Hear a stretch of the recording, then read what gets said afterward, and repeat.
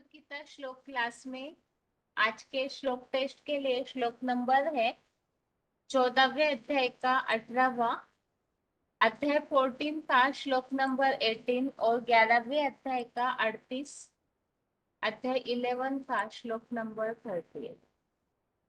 और सबसे पहले श्लोक संबंधित पॉइंट्स बताने हैं।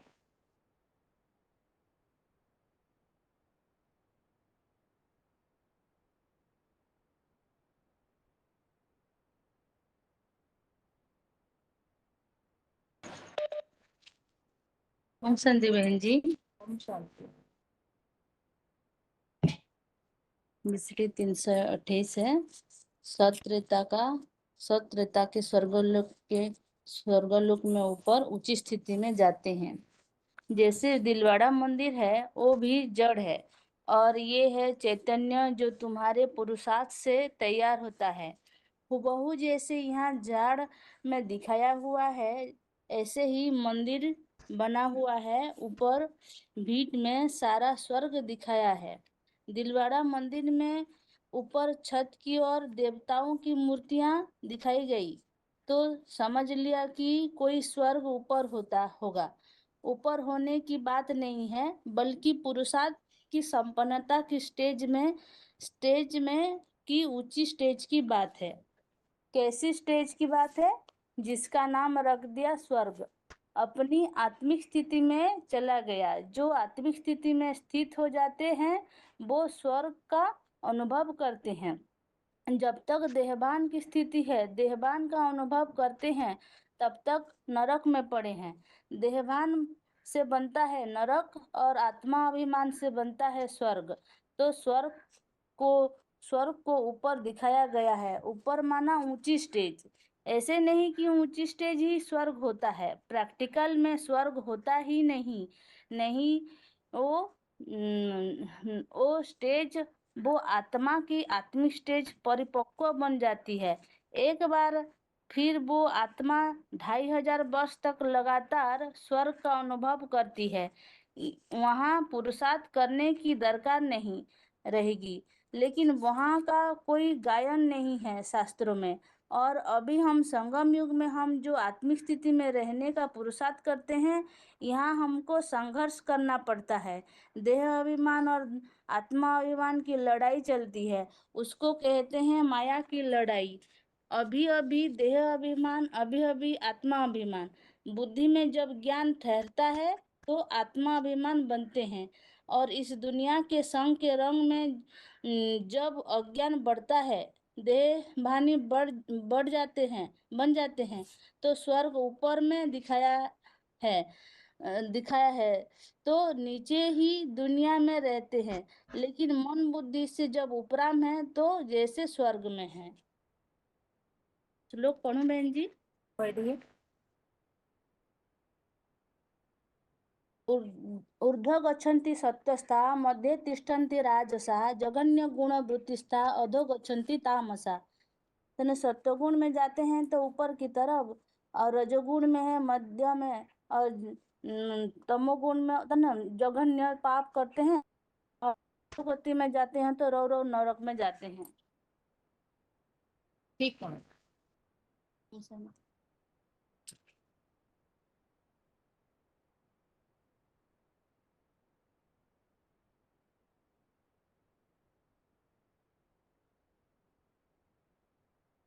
अगला कौन अनम्यूट है?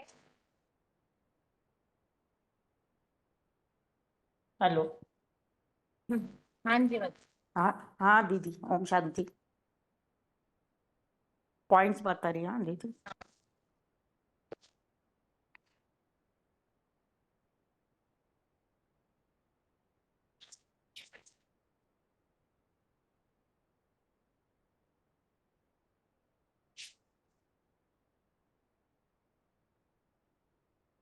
चौदहवें में कहा। हाँ 18। बाबा ने कहा है जघन्य अपराध महापापी करते हैं कुंभी पाक नरक जैसे। कलयुग में जैसे नरक मनुष्य नरक बनाते हैं तो अज्ञान अंधकार के कारण तामसी लोग अधोगति में ही जाते हैं। देवता सृष्टि एक है, भगवान के ज्ञान द्वारा भगवान की कार्य की सृष्टि पर चलता है। जिन आत्माओं ने सत्य गुण स्थित में हुए हैं तो ऐसी आत्मा स्वर्ग में जाती है, और स्वर्ग की ऊंची स्थिति कहा बुद्धि रूपी प्रकृति कर्मों से फैले नहीं होती है। और त्रेता की शूटिंग देवता की दुनिया द्वापर कलयुग की दुनिया में आत्मा सतो त्रेता में ऊंची स्टेज में होती है, और द्वापर में रजोगुणी होती है। जिनके जघन्य बड़े बड़े पाप होते हैं, अधोगति तामसी लोग नीचे जन्म लेते हैं, और पृथ्वी पर कल्पांत में सतयुग में ऊपर जाते हैं, तो आत्मिक स्थिति के अभ्यास में रहेंगे। अंतमते सो गते की रावण के स्टेज में रहेंगे तो रावण के पंजे से छूट जाएंगे, तो सतयुग और त्रेता में आ जाएंगे। सतयुग और त्रेता के स्वर्ग लोक में ऊंची स्थिति में आ जाते हैं। दिलवाड़ा में जड़ है, यह चैतन्य पुरुषार्थ से होता है। छत और दिलवाड़ा में बताए देवता की मूर्तियां दिखाइए, और पुरुषार्थ की संपन्नता की स्टेज ऊंची स्टेज स्वर्ग में आत्मिक स्टेज में चला गया ऐसी दिखाइए। तो देहबान होता है तो नरक में जाते हैं, और बुद्धि में ज्ञान ठहरता है तो आत्माभिमानी बनते हैं। देहबान बढ़ता तो अभिमानी होती है, और रजोगुणी मध्य में आता है तो नर निर्मित मनुष्य नरक बनाता है। तो द्वापर में आकर के लगाव वाद द्वैत भाव और दो भाषा दो धर्म दो भाषा होती है, तो झगड़े शुरू हो जाते हैं। तो ना ये तो कहेंगे इसे नरक। तो काम क्रोध लोभ अहंकार की दुनिया होती है, तो जहाँ चेहरा लाल पीला हो जाता है उसे पुरानी दुनिया कहते हैं। सतयुग में सुख शांति स्वर्ग कहते हैं, और नर नरक बनाता है तो आत्मिक स्थिति में नहीं रहता है, इसके लिए नर नरक बनाता है। स्वमाना आत्मा और देहबान छोड़ती है, आत्मिक स्थिति में रहने से स्वर्ग में जाती। देहबान में स्वमाना आत्मा तो ये आत्मिक स्थिति में रहेंगे तो हम स्वर्ग में जाएंगे। नरक जो करेगा तो वो नरक में ही जाता है, नरक बनाता है। तो दुनिया जितनी भी ऋषि मुनि सब होते हैं तो वो नीचे जब गिरेंगे देह देखेंगे तो नरक में ही आ जाएंगे। और जघन्य पापियों के हिंसावादी गुणवृत्ति में राजा बन के जास्ती खराब कर्म किए, जैसे टिप्पू चुट्टी का उदाहरण बताया ना, तो किसी की जान लेना या किसी के साथ में नहीं किसी के संग ये जान ले लेना, तो विधाता का हाथ में, ये अपने हाथ में नहीं है। तो अपनी हत्या और दूसरों की हत्या करना माना जघन्य अपराध है। और राक्षसी वृत्ति तामसी लोग मनुष्य। सारा हाथी थे, आप बस एक एक पॉइंट बताइए श्लोक पर। अच्छा, श्लोक पढ़ूं दीदी? तो इच्छा रहती है ना हम भी एक पॉइंट बताए। अच्छा, श्लोक पढ़ना है क्या? हाँ जी।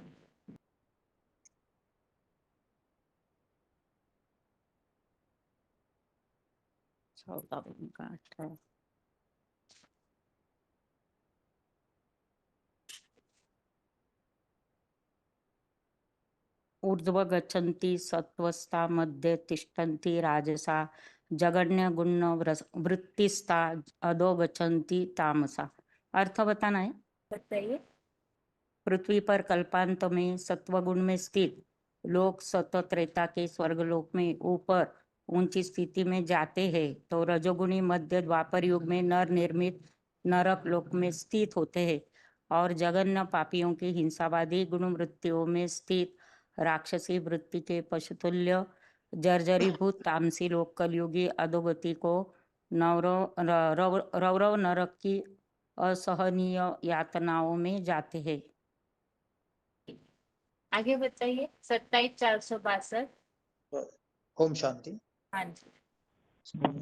पृथ्वी पर जब कल्प के अंत में सत्वगुण धारण करते हैं, तो मनुष्य आत्माएं सत्वगुण धारण करने के कारण सत्युग त्रेता के स्वर्गलोक में ऊंची स्थिति में जाती है, ऊपर की ओर जाती है। तो जब नीचे उतरते हैं सत्युग त्रेता युग के बाद, जब द्वापर युग में आते हैं तो रजोगुण स्थिति आ जाती है।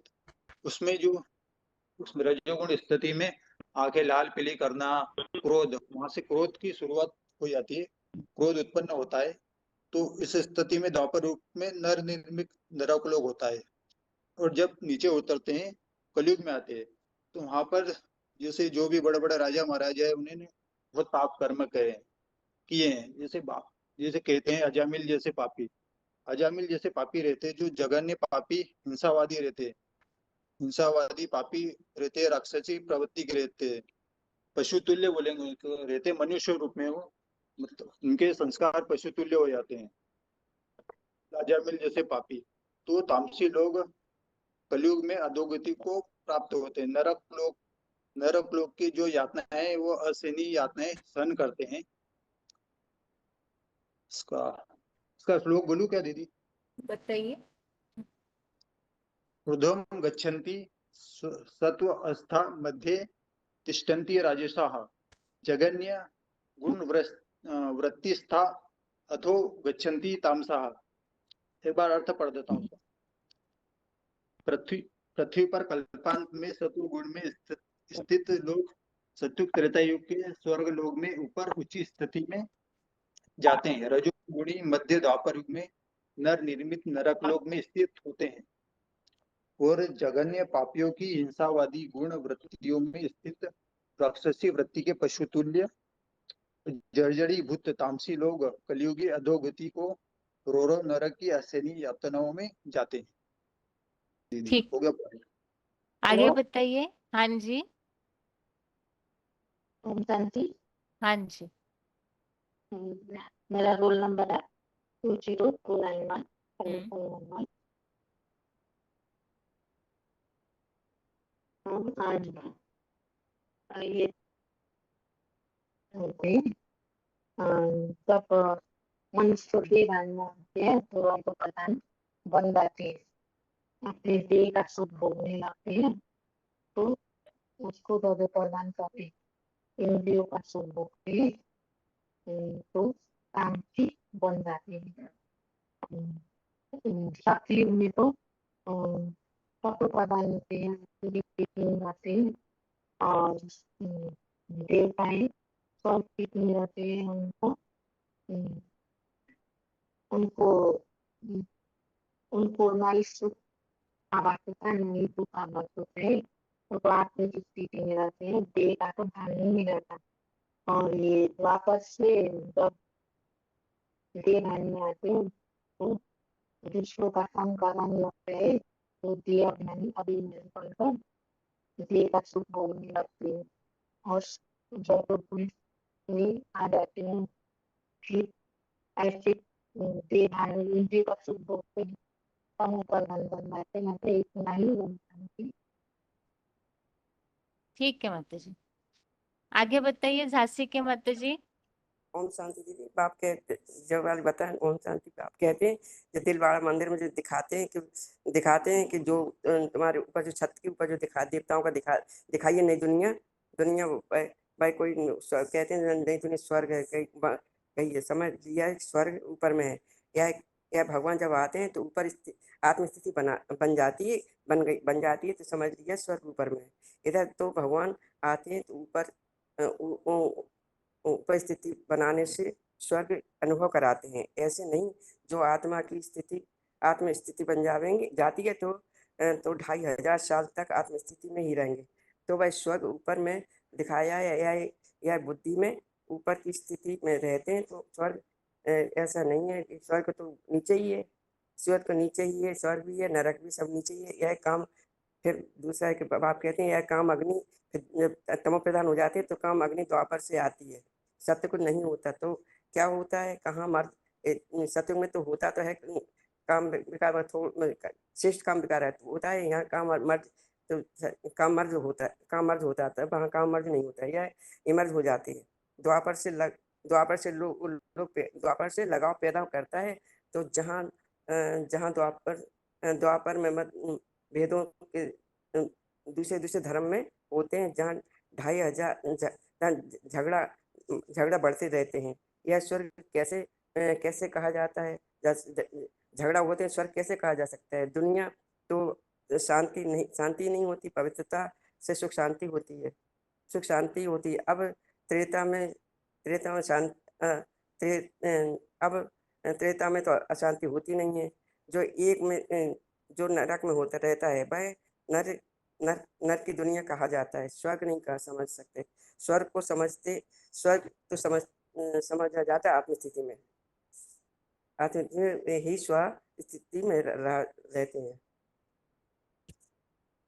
और दीदी वो अरे वो पढ़े पढ़िए। हाँ जी पढ़िए। ले आ रहा है, ये पहले से नहीं रखा खोल के, बस ले आया, पहले से खोल के नहीं रखा, काम में बिजी थे बस। पढ़ रहा है, खोल के नहीं रखा दीदी, हम लोग काम में बिजी थे थोड़ा जल्दी में। 14वें अध्याय का हाँ। 18वां श्लोक है। हाँ, जो अरे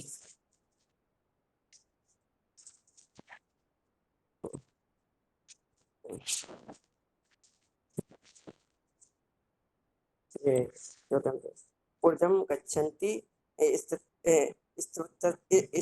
स्था मध्ये तिष्ठन्ति रजसः जगन्य गुणवृत्ति सा अधो गच्छन्ति तामसः। पृथ्वी पर हाँ, अधो अधो गच्छन्ति तामसः। पृथ्वी पर कल्पांत में सप्त गुण में स्थिति लोग सत्य त्रेता के स्वर्ग लोक में ऊपर ऊंची स्थिति में जाते हैं। रजोगुणी मध्य द्वापर युग में नर निर्मित नरक लोक में स्थित होते हैं और जगन्य पापियों की हिंसावादी गुण वृत्तियों में स्थित राक्षसी वृत्ति के पशु तुल्य जर्जरीभूत तामसी लोग कलियुगी अधोगति को रोड नरक की असनीय यातनाओं में जाते हैं। ठीक है। क्या आगे रखा? बताइए हुबली के मत जी। ओम शांति बहन जी। सत्य त्रेता युग शूटिंग में देवताओं की दुनिया, बाद द्वापर युग आत्माओं की दुनिया ऊंची स्टेज में ऊर्ध्वम गच्छन्ति सत्वता सत्वगुण स्टेज में पुरुषार्थ करके ऊंची सत्य त्रेता युग की स्टेज में जाते। मध्य तिष्ठन्ति राजसा, मध्य में द्वापर युग में रजोगुणी आत्मा मनुष्य आत्मा है, तो परम धाम से नीचे उतरते और जगन्य गुण रुचिस्ता, जगन्य पापी कर्म होती है, बड़े बड़े पापी करते हैं, हत्या करते हैं, सुसाइड करते हैं, अधो गच्छन्ति तामसः, तामसी मनुष्य आत्माएं अधोगति को नीचे दुनिया कलयुग में आकर के जन्म लेते हैं। श्लोक बताए बहन जी। बताइए। ऊर्ध्वं गच्छन्ति सत्वस्था, मध्य तिष्ठन्ति राजसः, जगन्य गुण रुतिस्था, अधो गच्छन्ति तामसः। अर्थ बताए बहन जी। बताइए।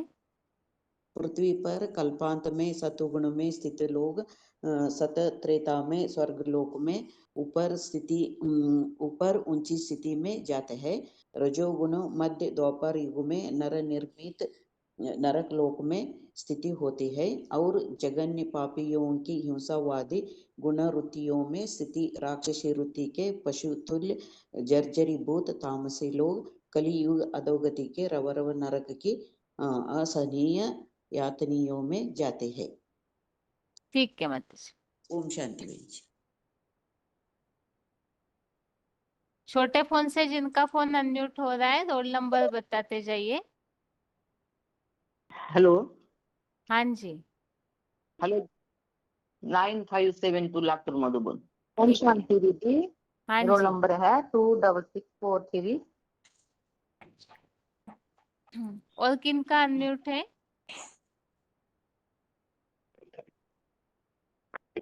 हेलो हाँ जी। हेलो। हाँ हाँ, जी। मधुबनी डोंबिवली। हाँ, मैं अध्याय पढ़ के बताऊंगी दीदी। 14 का 18। अच्छा अपना रोल नंबर बताइए डोंबिवली के माता जी। रोल नंबर है 29,137। अच्छा बताइए। ऊर्ध्वगति को सतोस्तोत मध्ये स्थित राजस जैन्स गुण स्थिति था, अधो गति को तामसा।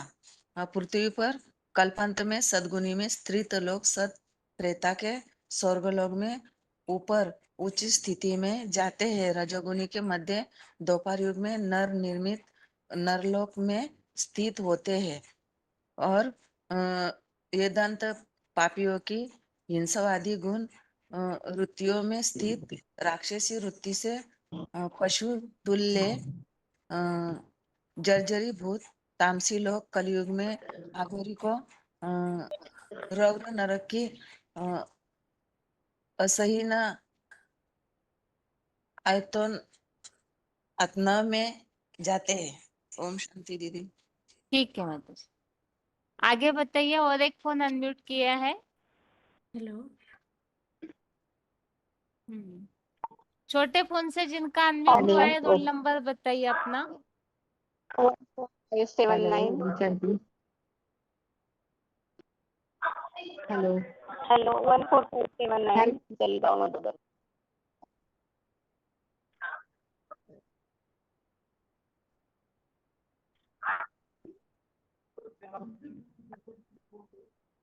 हेलो एक मिनट, यहाँ कुछ आवाज आ रहा है, इसलिए आवाज नहीं आ रहा है हमें आप लोगों का।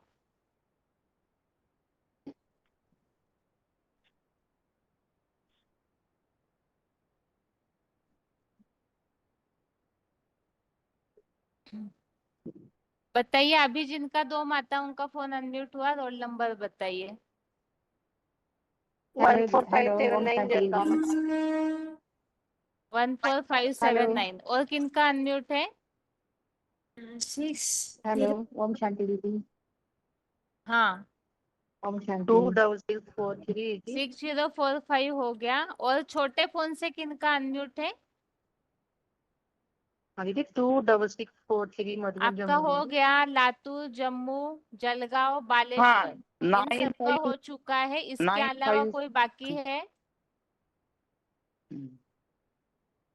हेलो हाँ जी, हेलो ओम शांति दीदी। रोल नंबर बताइए। हेलो और रोल नंबर 29219। हेलो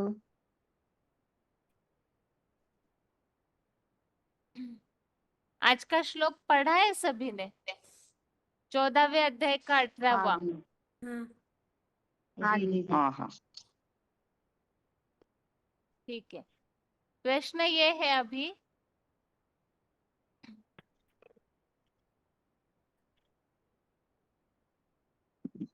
नरक की जो यातनाएं हैं वो मिलने का कारण क्या बताया है श्लोक में? नरक की यातनाएं मिलने का कारण श्लोक में क्या बताया है? बताओ दीदी। मैं बताइए। माना जो भी राक्षसी वृत्ति के पशु जैसे आचरण करने वाले जो भी तामसी लोग होते हैं, वो जघन्य अपराध करते हैं, जघन्य पाप करते हैं, हिंसा करते हैं। इसलिए उनको और जर्जरी भी कलयुग की तामसी गति को ही वो अधोगति को पाते हैं और नरक की रौरव नरक की असहनीय यातना में उनको भोगना पड़ता है। बालेश्वर के माता जी बताइए आप। प्रश्न दोबारा बहन जी। नरक की यातनाएं क्यों सहन करनी पड़ती है, उसका कारण क्या बताया है? क्योंकि पृथ्वी पर कल्पांत में जब भगवान आकर के ज्ञान देते हैं, पुरुषार्थ कराते हैं, तो वो पुरुषार्थ करते नहीं, जघन्य पाप करते हैं। जघन्य पाप माना दूसरों को बहुत दुख देते हैं और सुसाइड करते हैं, इसी सब कीड़े मकोड़े जैसे काम करते हैं।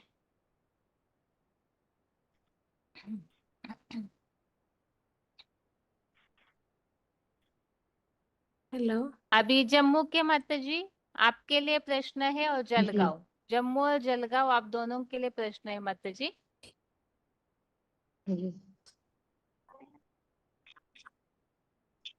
आज का जो श्लोक है उस आधार से बाहर की दुनिया वालों को समझाना है, कोई बात प्रूफ के तौर पे बतानी है तो कौन सी बात समझा सकते हैं?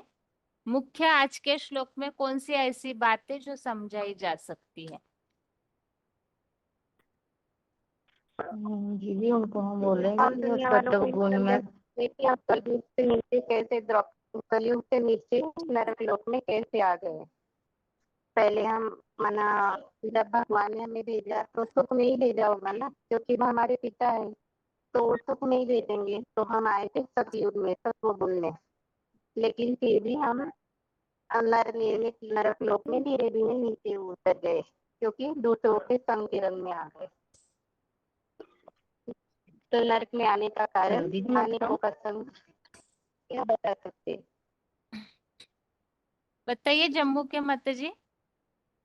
हाँ दीदी, हम बार वालों को ये बता सकते हैं कि जब हम साधु त्रेता में आते हैं तो जन्म लेते पहले तो हमारी ऊंची स्थिति होती है साधु त्रेता में। तो जब हम जन्म लेते हैं द्वापर युग में आते हैं ना, तो दूसरे दूसरे धर्मों में वही द्वापर साधु वाली आत्माएं होती हैं, वो रजोगुण वो जो द्वापर युग से धर्म पिताएं आते हैं उनके रंग संग में आ जाती हैं, और उनके सुख उनके साथ ही सुख भोगते भोगते वही आत्मा और नीचे जब उतरती हैं तो तमो प्रधान तामसिक बन जाती हैं, राक्षस वृत्ति वाली पशु तुल्य हो जाती तामसिक बन जाती हैं, और कलयुग की अधोगति और नरक की असाहिनी यात्राओं में जाती हैं।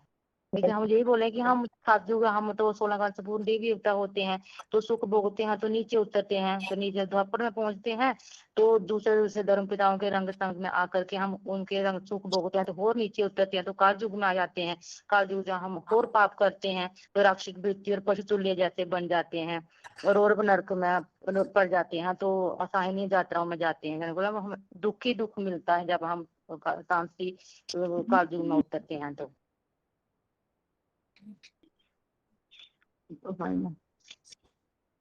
इस श्लोक में स्वर्ग ऊपर है ऐसे बताया हुआ है। अगर श्लोक का हम नॉर्मल हाँ अर्थ देखेंगे तो ये बताया है सत्व गुण में स्थित ऊपर जाते हैं। फिर ये कैसे बताया जाएगा कि वही आत्माएं नरक लोक में आती है? ये आत्मा की शक्ति क्षीण हो जाती है ना जन्म लेते, तो फिर वो द्वापर युग में नीचे उतरती है। और ये भी बोल सकते हैं स्वर्ग संगम अगर ऊपर है तो ऊपर आज तक कोई शरीर गया है। संगम युग में तो हम शरीर तो ऊपर आज चढ़ने तक की कोई ऊपर प्रैक्टिस करते हैं ना। नहीं, हम गलत बड़े में नीचे ही उतरते हैं, और सुख दुख तो शरीर से ही भोगा जाता है ना। 3 गुणों से सबको गुजरना पड़ता है, ये बताएंगे। देवताओं को भी तो शरीर रहता है, ऊपर ही तो रहते हैं वो लोग, आसमान में दिखाते हैं ना देवताओं को। जी हम्म। वो दुनिया वाले दिखाते हैं, लेकिन सच में देखा जाए तो शरीर से सुख भोगना तो नीचे ही होता है। तो देवताएं भी मानव सतयुग में रहती है सटीक और आत्मिक स्थिति में नहीं आ सतयुग रहते रहा भी है हैं। नीचे रहता वाक्य में। स्वर्ग में आत्मिक स्थिति में रहते हैं ना, इसीलिए ऊंची स्थिति में दिखाते हैं दीदी। और द्वापर से संग के रंगे में आते तो देह भान में आते हैं। आत्मिक अच्छा, स्थिति जो के भी कारण शास्त्र ऊंची स्थिति है में। या जो धार्मिक सीरियल दिखाते हैं उसमें ऐसे कुछ दिखने में आता है क्या? शास्त्रों में जैसे इंद्र को स्वर्ग का राजा दिखाते हैं, तो उनको तो कैसे दिखाते हैं? अपने सिंहासन के प्रति आसक्ति दिखाई जाती है, दिखाते हैं ना? हाँ। हाँ दिखाते। तो उससे सत्वगुणी कहा जाएगा? नहीं, वो तो मत नहीं दीदी, दिखाते हैं कि इंद्र तो जब भी कैसे सुख आता है तो समझाएंगे अपने फिर? मत मस्ती में खो जाता है। हाँ, तो कैसे समझाएंगे इस बात को? स्वर्ग और नरक की जो बात है वो हमें समझानी है, माना तो जब हम कैसे सुख में रहते समझाएंगे? हैं तो इंद्रिय सुखों में हम लिप्त हो जाते हैं, इसीलिए कहते हैं ना कि दुख में सिमरन सब करते हैं लेकिन सुख में कोई करता नहीं।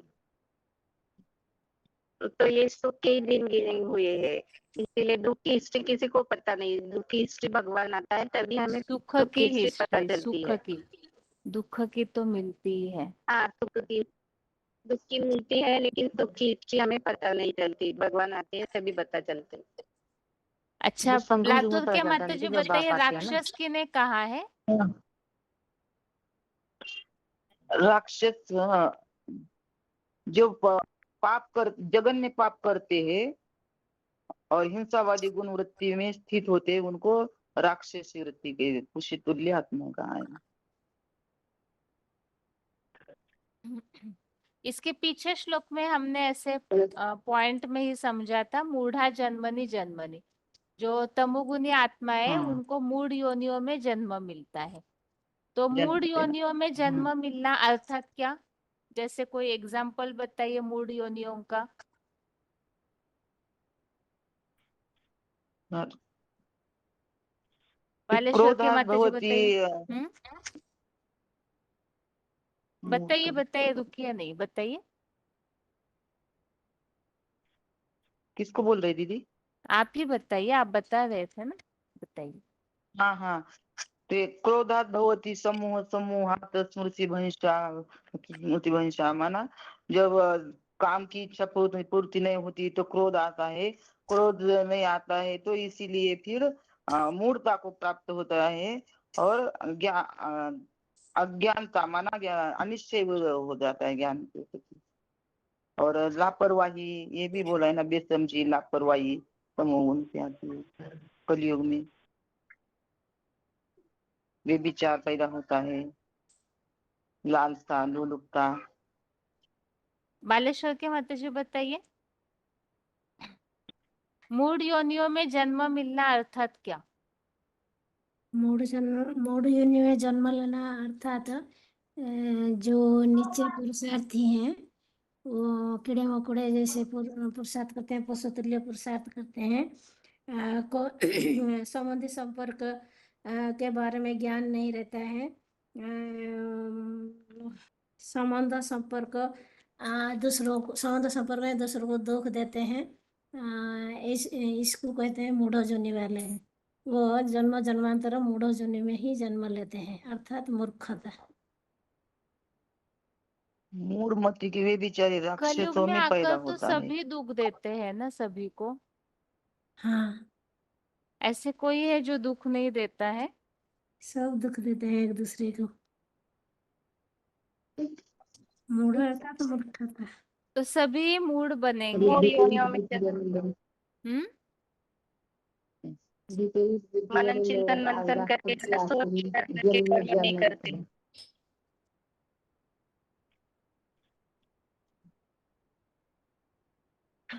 ठीक है, आप सभी को म्यूट कर रहे हैं अभी।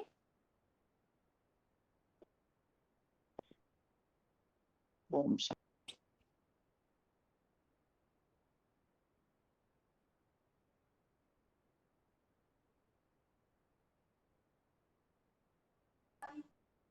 फोर 783 हाँ जी, ओम शांति। 26 285 ओम शांति बहन 24 जी। 548। सतना के भाई आपका भी फोन अनम्यूट है। 4552। ओम शांति। हेलो। हाँ जी, रोल नंबर बताइए सतना। 8776। 8776। जी। आगरतला 20354। 20354। ओम शांति। 4782। ओम शांति बहन जी। अभी एक प्रश्न पूछा था।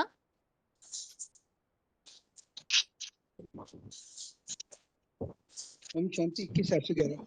हाँ, लास्ट में माताओं से एक प्रश्न जो पूछा था कि मूढ़ा जन्मनि जन्मनि, तो मूढ़ योनि किन्हें कहा जाएगा? मूढ़ योनियों में जन्म जो है वो किसे किनके लिए कहा जाएगा? जो दूसरों को जो दुख घोर देते हैं, अज्ञान जो दूसरों को दुख देते हैं, इन्हीं को कहा जाता है। ये जो मैंने माता है मैंने नीचे कुड़िए होते हैं, मैंने वो शिक्षा दीक्षा उनमें पास नहीं है, वो धार्मिक भाव नहीं है, वो ईश्वरीय ज्ञान नहीं है, उनको वो नीचो श्रेणियों बा नीचो कुड़ियों दुनी कहते हैं। जो आसुरी गुण वाले हैं। हेलो नहीं। हेलो, एक मिनट, 4783 बताइए। हाँ, जो आसुरी गुण वाले, तमोगुणी वाले, गुरु अज्ञानता अंधकार में जन्म लेने वाले नाली के कीड़े मकोड़े जैसे आत्मा है, ना आत्मा को ना परमात्मा को जानते, देह का सुख को सर्वोपरि मानते, अत्यंत व्यभिचारी दुराचारी है, जिनका खान पान रहन सहन जानवर जैसे, कोई दुनिया की जो नाता रिश्ता है, वो संबंध संपर्क है, वो उसको तार तार करने वाले अवर्चनीय शब्द मुख से निकलने वाले दुनिया में ऐसे ब्राह्मण की दुनिया में भी देखने में आते हैं। थोड़ा ज्ञान उठाया, जैसे मुसलमान लोग क्या करते हैं, दुजक को चंद्रमा को देख लिए तो उनका हो गया, बूढ़ा जन्मानी जन्मानी, ऐसे आत्माएं कुंभीपाक नरक में गिरते हैं। मोघ सा मोघ कर्मणा मोघ ज्ञान विचित्र। दिल्ली का जो खंडहर बनाया, किसने बनाया? तो इसी ज्ञान के आधार पर चलने वाले जो आत्मा है, थोड़ा सा ज्ञान उठाया, अपना धन दिया, कन्या दिया, दान सब कुछ किए, फिर कुछ दिन के बाद फिर मांगना शुरू कर दिए। तो उसका मतलब उसके अंदर पूरा ज्ञान नहीं है, आधा अधूरा ज्ञान है।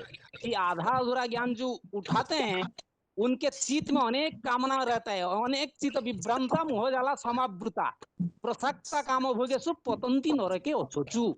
तो मतलब अनेक चित्त में उनका मोती जो विभ्रांत होती है संगम युग शूटिंग में, तो वो आत्मा क्या करती है, नरक जुनी में, नारकीय जुनी में, असुर जुनी में मूढ़ा जन्मानी गिरते हैं। यदि व्याभिचारी कर्मों का फल है ये मूढ़ता, अज्ञान जो है, और इसी के इसमें क्या होता है कि भ्रष्ट कर्मेंद्रियों से हिंसा करते, दूसरों को दुख देते हैं, और दुख देने के कारण वो जो है वो अज्ञान अंधकार में सब डूब जाते, क्योंकि उसका रिटर्न वो वही होता है, जैसा करते वैसा फिर रिटर्न होता। तो ये कर्मों में उलझा देते एक दूसरे को। ओम शांति। जी, मूर्तार अर्थ है मूर्खता। मूर्खता किस लिए आता है? अज्ञानता से आता है। माने जिनके पास ज्ञान नहीं होता है, सही ज्ञान नहीं होता है, जिसे गीता में बोला है स्मृति पश्चात बुद्धि का आता है।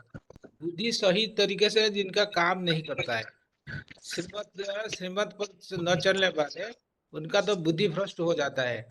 तो सच्ची रास्ता क्या है वो उनको पता नहीं होता, इसलिए बोला है आसुरीम योनि में आपन्ना मूढ़ा जन्मनि जन्मनि।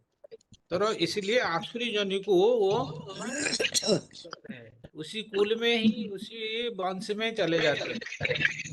आत्ममुक्त होते रहते हैं दीदी, आत्ममुक्त होते। हेलो बहन जी, एक मिनट, एक को बोलने दीजिए। एक श्लोक है। हाँ। ये माने मूढ़ा, ये जो मूढ़ा जोनयो पाप जोनयो किसी को कहा जाता है, एक क्लेरिफिकेशन में है 9 अध्याय 32 श्लोकों में। किसी को पापजनी कहते हैं ना, स्त्रिय शूद्रा वैश्या, ये 3 जाति, ये इन कुलों में जो जन्म लेता है वो मूढ़ जोनि में जन्म लेने के विवेचना किया जाता है। वो श्लोक है, मांग की पार्थ व्यपाश्रित्य जे पिशु पाप जोनयो स्त्रियो वैश्या तथा शूद्रास्ते भी जानती परांगति। ये शूद्र को वैश्य और स्त्री, ये 3 श्रेणियों को मूढ़ जोनि व पाप जोनि कहते हैं। और दीदी 16 में जो बताया था कि अनेक चित्त भ्रमांता मोह जाल समावृता प्रसक्ता काम भोगेशु पतंती नरके अशुचो। मतलब वो अनेक प्रकार के विचारों में भटक जाते हैं, संबंधियों के मोह जाल में आ जाते हैं और काम भोग में पूरी तरह आसक्त हो जाते हैं। तो ये इस तरह से वो उसमें मूड बन जाते हैं, भगवान का दिया हुआ ज्ञान को नहीं समझते हैं। बहन जी, मूड जोन वाला का जो लक्षण है वो तो राक्षस वृत्ति, पशुतुल्य व्यवहार उनके पास देखने में आता है।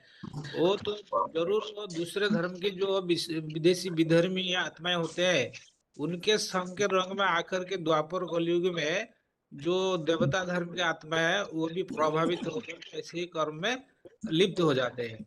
लेकिन इतने नहीं गिरते हैं जैसे वो विधर्मी लोग नीचे गिरते रहते हैं। जैसे बताया कि ये जो माने आत्मिक स्थिति और देवभान की स्थिति, देवभानी ये 3 जातियां है। ये स्त्रियों के पास भी देवभान रहता है और वैश्यों के पास भी देवभान रहता है, शूद्रों के पास भी देवभान रहता है। तो फिर भी ये तीनों ये माने संगम युग में भगवान को पाकर ये उच्च स्थिति को गति करते हैं, ये बात बताया। ये नीचो कुलों में जन्म हुए होते भी ये फिर भी ऊंचो कुलों को चल जाते हैं। बुद्धि से जो भ्रम पैदा कर लेते हैं और खुद का भी नुकसान करते हैं और दुनिया संसार का भी नुकसान करते हैं। जैसे उसका उदाहरण बताया कि बुद्धि में भले ही तीक्ष्णता होती है, वैज्ञानिकों में, लेकिन उसका वो अपनी जिस डाल पे बैठते उसी डाल को काटते। उसका उदाहरण जो बताया कि जो एटम बम बना है उससे खुद का भी विनाश होगा और संसार का भी विनाश होता है। तो ये भी एक मूर्खता का प्रमाण है। ठीक है, 1 मिनट, अभी जो नहीं बिल्कुल बोले उन्हें बोलने दीजिए। एक तो सतना और अगरतला। अब जी दोनों ये के लिए ये प्रश्न है कि यहाँ राक्षस किन्हें कहा जाता है? राक्षसी वृत्ति या पशुतुल्य वृत्ति ऐसे शब्द आया है श्लोक में, तो वो किन के लिए कहा जाता है? उसकी निशानी क्या दिखने में आएगी? राक्षसों की या जानवर जैसे क्वालिटी वालों की? राक्षस में जो होता है उसका तो बुद्धि तो मूलतः आती है, तो अज्ञान अज्ञान हो जाता है, माने ज्ञान उसमें बैठता ही नहीं है, तो बैठता नहीं है। और ऐसे की तरह वो पापी कलियुग में व्यभिचारी कर्मों का फल भोगता है। मूलतः भाव वाला घोर अंधकार में जा अज्ञान अंधकार में जाते हैं। सतना के भाई बताइए, राक्षस या जानवर क्वालिटी वालों की निशानी यहाँ क्या दिखने में आती होगी? इसमें जैसे श्लोक में मूढ़ बताया, मूढ़ वृत्ति, मूढ़ को कहा, जैसे कि गीता में बताया 2 के 62वें श्लोक में, ध्यायतो विषयान पुंसे संगस्ते उपजायते संगात संजायते कामे कामात क्रोधे अभिजायते। और फिर आगे बताया क्रोधात भव सम्मोहा सम्मोहात स्मृति विजयते। इसमें ये बताया है कि जिनकी बुद्धि संग दोष के कारण जिनकी काम और काम की कामना न पूर्ति होने से क्रोध, काम और क्रोध से बुद्धि भ्रमित हो जाती है, माना मूढ़ बन जाती है। तो ऐसे जो मूढ़ प्राणी है वो कलयुग के अंत में जहाँ मतलब हिंसा का वातावरण होता है, अति दुख का तमो प्रधान वातावरण होता है, उसी में बार बार जन्म लेते हैं। और संगम युग की शूटिंग में भी वो अनेकों को माना दुख देने के और हिंसा के निमित्त बनते हैं और बार बार अंत में उनका जन्म होता है। भगवान के द्वारा बनाए गए स्वर्ग में नहीं आ सकते इंसान। क्लैरिफिकेशन में बाबा ने बताया है, जो तन से धन से मन से समय संपर्क संबंध से सब प्रकार के दूसरों को दुख देता है, ये तो आसुरी गुण है। और ऐसे ही जघन्य पाप करते हैं जो मनुष्य ही मारते हैं, जिसके लिए तुलसीदास ने लिखा है कि हानि लाभ जीवन मरण यश अपयश विद्धि, ये ऐसे नहीं होना चाहिए मनुष्य को। ये विधाता के हाथ में है, लेकिन मनुष्य ये लाभ अपने हाथ में ले लेते हैं। ये राक्षस का गुण धर्म है। ठीक है, 4552 और 24548। आप दोनों के लिए प्रश्न है अभी कि जानवर जैसे वृत्ति किन के लिए कहा जाएगा? कोई एग्जाम्पल बताइए। जानवर जैसे वृत्ति वाले पशु तुल्य जिन्हें कहा जाता है कलयुगी दुनिया में, तो उसका उदाहरण क्या बताया जाएगा? कैसे कर्म करते होंगे ऐसी आत्माएं?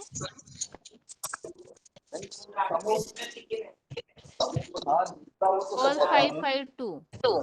हाँ, वो जैसे जानवर वृत्ति वाला कर्म होता है। जैसे टीपू सुल्तान था, वो पहाड़ की ऊंचाई पर वो जिसको सजा देता था वो ऊपर से गिरा देता था, तो उसी को बाबा बोला ही जानवर वृत्ति वाला कर्म है।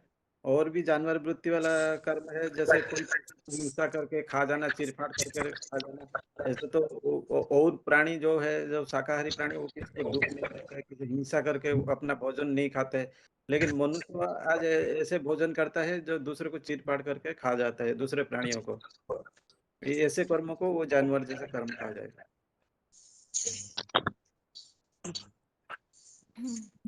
हिंसात्मक कर्म। जानवर, ठीक है।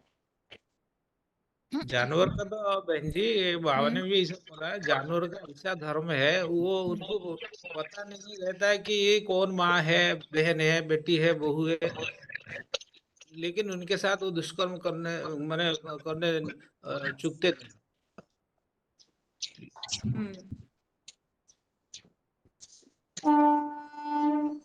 हेलो, हाँ जी। जानवर कर्म माने ना आत्मा को ना परमात्मा को जो जानते हैं, जो देह का सुख को सर्वोपरि मानते हैं, अत्यंत व्यभिचारी दुराचारी है, जिनका खान पान रहन सहन मतलब जानवर जैसी, अंडा मीट मछली शराब दारू ये जो पीते हैं, तो बाबा ने बोला ना जो दारू पीता है उसका तो सारी दुनिया रंगीन दिखाया जाता है, कौन माँ है कौन बहन है वो जान नहीं पाता है।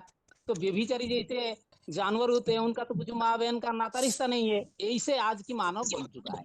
इसीलिए ये नारक की दुनिया जिसको बोला कि ये जो नाली के कीड़े बन चुके, एक दूसरे को काटता है दूसरा तीसरे को काटता है तीसरा चौदह को काटता है। तो इस प्रकार का मानव आज देखने को मिलता है संसार में, इसीलिए बुलाया गया ये यदि मोड़ा। कामांध हो जाते हैं तो किसी को क्या दुख हो रहा है क्या नहीं हो रहा है ये समझे बिना उस पर दुराचार करते हैं। ये जानवर बुद्धि की निशानी है।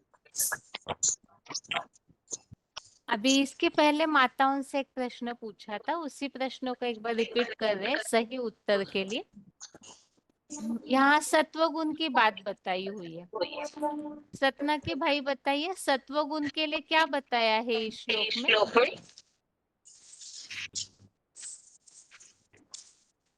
अगरतला आप बताइए सत्व गुण संबंधित क्या समझाया है इस श्लोक में, सत्व गुण में स्थिर होने वालों के लिए? सत्वगुणी दीदी, सत्वगुणी तो जो होते हैं ना तो उसका बुद्धि जो ज्ञान का बातों को चिंतन करते हैं,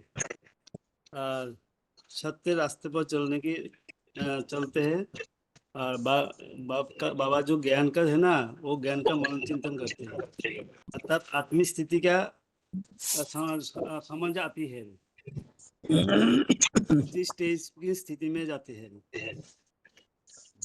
हेलो हेलो, अगला प्रश्न है 1 मिनट से। एक प्रश्न यह है स्वर्ग की जो यादगार है वो कोई मंदिर है जहाँ दिखाई हुई है? हाँ दिलवाड़ा मंदिर है। और क्या दिखाया है? माने स्वर्ग को दिखाया गया ऊपर, नीचे तपस्या में रत रहते हैं, तो ये यादगार है। और झाड़ के चित्र में भी दिखाया गया है, बाबा ने दोनों का मिसाल दिया था, झाड़ का चित्र में भी दिखाया गया ऊपर और दिलवाड़ा मंदिर में भी ऊपर दिखाया गया स्वर्ग। मतलब ज्ञान की चिंतन मंथन से माने ये तो सत्वगुण बढ़ेगा, तो ईश्वरीय सेवा द्वारा यज्ञ सेवा द्वारा यज्ञ कर्मणोऽपि अन्यत्र अयं लोक कर्मबन्धनम तदर्थम कर्म मुक्त संग समाचार आत्मा निर्बंधन बनती है, पुण्य फल प्राप्त होती है। तो इसलिए बोला निर्मल मनमोही जनमोही पावा, छल छिद्र कपटी नहीं पावा। जिसका सत्वगुण बढ़ेगा उसका मन निर्मल स्वच्छ हो जाएगा, त्रिगुणातीत हो जाएगा, वो त्रिकालदर्शिता का ज्ञान प्राप्त करेगा। इसलिए वो विश्व कल्याणकारी बनती है, सारा विश्व अपनी परिवार वसुधैवम कुटुंबकम, ये सब विचारधारा उनके अंदर पैदा होती है, जो पूरा ईश्वरीय ज्ञान की पढ़ाई पढ़ते हैं। बाकी जो आधा अधूरा पढ़ते हैं उनका ज्ञान तो भयंकर है, रूट छाप डॉक्टर जैसे हल्दी की ना, ये चूहे को हल्दी का गांठ मिल जाता है तो पंसारी होके बैठ जाता है, तो वो ज्यादा कर्मों को प्राधान्यता देने वाले वो रोजगुणी वाले हैं। ऐसी आत्माएं दुनिया में बड़ा दिखावटी करते हैं, पंप एंड शू, जैसे कहते कि कर्म ही पूजा है, कर्म ही भगवान है। अरे गधा भी तो कर्म करता है, गधा तो बहुत सादा सीधा जानवर होता है, उसको घास फूस छोटा मोटा पका पिछा दो खा लेगा, लेकिन क्या वो पूजा की लायक है? तो इस प्रकार का बात करने वाले लोग जो है वो रजोगुणी है। तो देहाकर्षण में इंद्रिय के सुख में रत रहने वाले हैं, कर्म इंद्रिय को ज्यादा प्रायोरिटी देने वाले हैं। तो ये आत्मा स्वर्ग सुख नहीं जानते, ना स्वर्ग में आते हैं ना माने ये मध्य में आते हैं, ये सबको मैं बताया। वो जो है स्वर्ग लोग ऊपर मतलब उच्च स्टेज, ये मध्य स्टेज और तमोगुणी जो है सबसे नीचे स्टेज जाते हैं। दीदी शंकर जी का जो चित्र दिखाया है, शंकर जी के चित्र में ये दिखाया है कि जैसे वो सांप उन्होंने गले में भी दिखाया है, हाथों में दिखाया है, भुजाओं में दिखाया है, कमर में दिखाया है। इसका माने ये बताया कि वो जो भगवान जो है वो सबको समान भाव से, जो उसके गले पड़ गया उसको भी निभा के चल रहा है। दीदी ये इस तरह की स्थिति दिखाई है कि ये जब संपन्न रूप नहीं होता तब की बात, और जब संपन्न रूप हो जाता है तो शिवलिंग के रूप में दिखाता है। तो वो जो कर्मों में अनासक्त रूप दिखाएगा, शिवलिंग का रूप, जो शिवलिंग एक जलाधारी में स्थित दिखाया है। 26,285 और 4,552 आप दोनों के लिए प्रश्न है। इसके पहले ही माताओं से पूछा था कि यहाँ जैसे बताया है सत्व गुण में स्थित ऊपर जाते हैं, तो इस वाक्य का अर्थ क्या है? माने सत्व गुणों में ऊपर जाते हैं, माने ये स्वर्ग की बात तो बताया, स्वर्ग कोई एक निर्दिष्ट जगह नहीं है जो वहां बैठ जाएंगे, वो बात नहीं, वो बात है मनोबुद्धि का। ये आत्मा का स्टेज। आत्मा जब 16 कला संपन्न हो जाता है, माने तो इसके कोई अंधकार नहीं रहता, ये कालिमा नहीं रहता, वो पूरा देहवान नहीं रहता। वो 16 कला संपन्न स्टेज, वही स्टेज है ये स्वर्गों की प्राप्ति। है ना? मनोबुद्धि अपना आत्मा का बिंदु में लग रहता है और परमात्मा के साथ भी जोड़ रहता है। उसे ये है सुख और शांति का मैंने पाने का एक स्टेज। जिस समय वो दुखों का नाम निशान भी नहीं रहता और वो परमात्मा के साथ जोड़ के वो अतीन्द्रिय सुख भोगता है। ये ऐसे को बोलता है ये मैंने स्वर्गों की 4552 आप बताइए, ऐसा कोई प्रमाण बताइए जो ये स्पष्ट होता हो जिससे कि वास्तव में ये बात ऊंची स्टेज की है, ऐसे कोई स्वर्ग ऊपर नहीं हो सकता। इस बात को कैसे स्पष्ट करेंगे? हाँ, ये तो अभी कलि युग है, 4 युग में लास्ट युग है। तो भगवान जब आता है तो कलि युग के अंत में आता है, कल्पांत के अंत में। तो आकर के ये आत्मा का ज्ञान देता है, सबको आत्म ज्ञान द्वारा सबको ज्ञान का आसक्ति बढ़ जाता है। तो ज्ञान का आसक्ति का बढ़ने के बाद फिर ज्ञान का मनन चिंतन मंथन होता है, जिससे ये ऊंची स्थिति धीरे धीरे बढ़ता है कि मैं एक आत्मा हूँ, 84 जन्म लेने वाला हूँ, ये सृष्टि चक्र में मेरा पार्ट क्या है, सृष्टि का आदि मध्य अंत का भी ज्ञान आ जाता है। तो फिर योग क्या करता है, योग लगाता है परमात्मा से।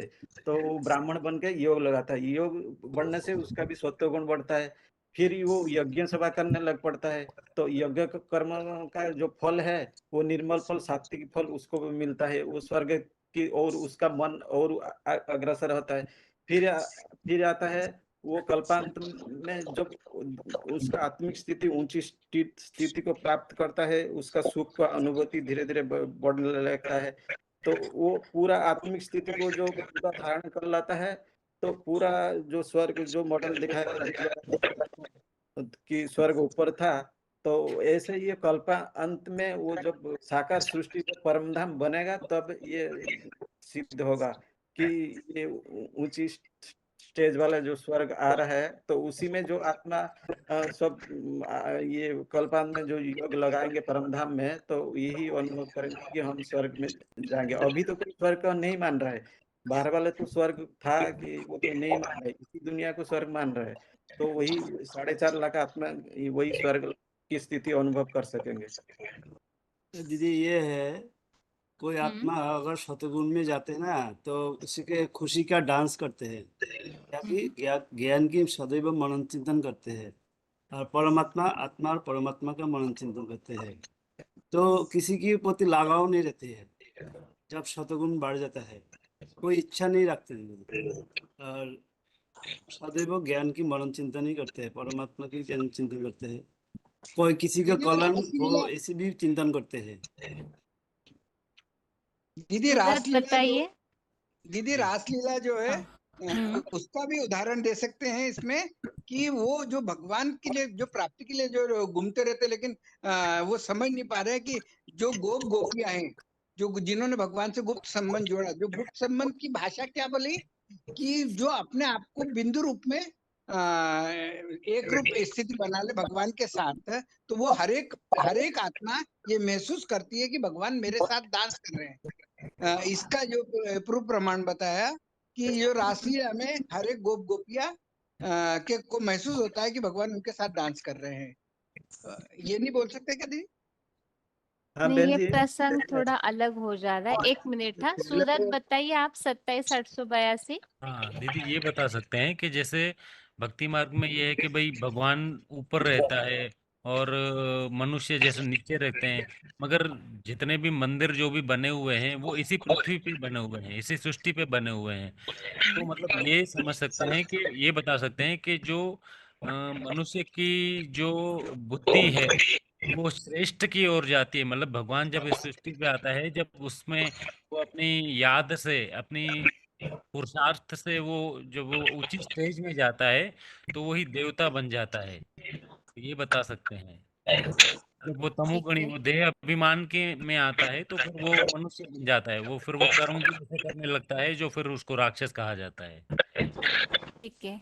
राक्षसों का तो ठीक है, बाकी स्वर्ग की बात को प्रूव करने के लिए जो बताया आपने ठीक है। आगे बालेश्वर बताइए 26,285, आप अभी कुछ बता रहे थे। मैं हाँ तो जी बताया था ये आत्मा का बारे में। हम्म, आत्मा 16 कला संपन्न जब हो जाता है वो स्वर्गों की सुख प्राप्त करता है। वो अपना मनोबुद्धि से बिंदु में स्थिर हो जाता है। बाकी रहा था कि शरीर का बात, उस समय तो शरीर अपना शरीर भी कंचन काया बन जाता है। एक माना इसमें कोई रोग की बीमार ये सब नहीं होता। शरीर को द्वारा भी कुछ कर्म भी नहीं करना पड़ता। ये स्वयं ही प्रकृति ये मनुष्य को संभालता है, भरण पोषण करता है। उस समय जो सुख मिलता है वो है स्वर्ग सुख। इस कलियुग संसार में रहकर इस पंचभूत या पंच तत्व से गढ़ा हुआ ये पृथ्वी पर रह कर भी वो सुख को हम ये मनुष्य जब उपभोग करता है आत्मस्थिति में रहकर उस समय को स्वर्ग की सुख कहते हैं। 4782 बताइए। हाँ जी बहन जी, ये जो सत्वगुण होता है, ये सत्वगुण कैसे आता है आत्मा में? तो इसके लिए जो तरीका है, तो जो ज्ञान और योग का बहुत सारा अभ्यास करते हैं, आत्मिक स्थिति का अभ्यास करते हैं, भगवान बाप को याद करते हैं, तो धीरे धीरे ज्ञान और योग द्वारा वो सत्वगुण आ जाता है। और वो सत्वगुण आने पर ऊंची जैसे स्टेज बनता है, उसको कहते हैं कि ऊंची स्टेज। माने सबसे देह में रहते हुए भी वो देहभान में नहीं आते हैं, ऊंची स्टेज में जाते हैं। माना ये बाद में फिर ये से पुरुषार्थी क्या क्या होता है, ये से पुरुषार्थी फिर स्वर्ग लोक और सत्य देता है कि स्वर्ग लोक में भी प्रवेश करते हैं। तो लेकिन ये सत्वगुण अभी ये संगम युग पर, पुरुषोत्तम संगम पर ही तो प्राप्त होता है, लेकिन कैसे कैसे पता चलेगा? इसके लिए भी हम जब दूसरों को समझाते हैं कि ये जो देवी देवता स्वर्ग में थे वो संपूर्ण स्वतः प्रधान थे, वो विकार विकार से दूर थे, वो निर्विकारी थे, निरहंकारी निर्विकारी मर्यादा पुरुषोत्तम जैसे थे, उनका तो उदाहरण देंगे। लेकिन प्रैक्टिकल में वो भी देखेंगे, जानेंगे कि ये साथ में रह करके कैसे स्त्री पुरुष उभय पवित्रता को धारण करके भगवान के ज्ञान को लेते हैं और दूसरों को भी बांटते हैं। लेकिन ऐसे ढील पिटने वाले नहीं है, एडवर्टाइज करने वाले नहीं है और कि हम पवित्र बन गए, बहुत ज्ञान आ गया। लेकिन ऐसे ज्ञान वो धारण करते हैं पवित्रता को अपने आत्म शक्ति से, दृढ़ता की शक्ति के आधार पर।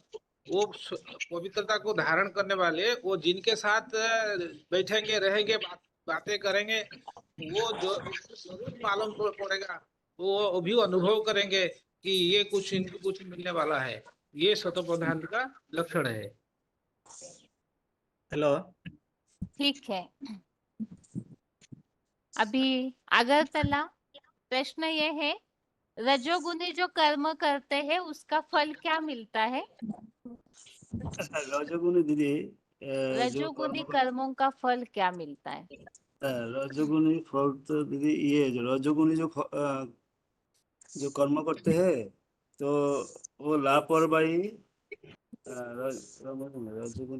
मूलतः दीदी बुद्धि तो मूलतः आती होती है।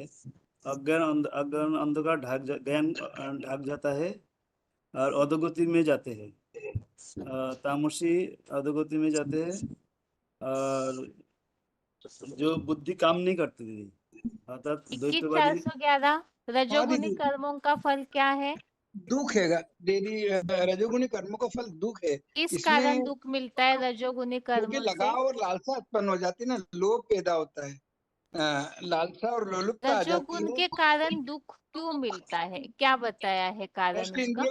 भ्रष्ट इंद्रियों का जो आचरण करने लग पड़ता है ना, तो उस कारण उसका कर्मों में लगाव पैदा हो जाता है, अच्छा, मूर्ता आगे आ जाती है। सतना बताइए आप, सतोगुनी कर्म करने का फल क्या है?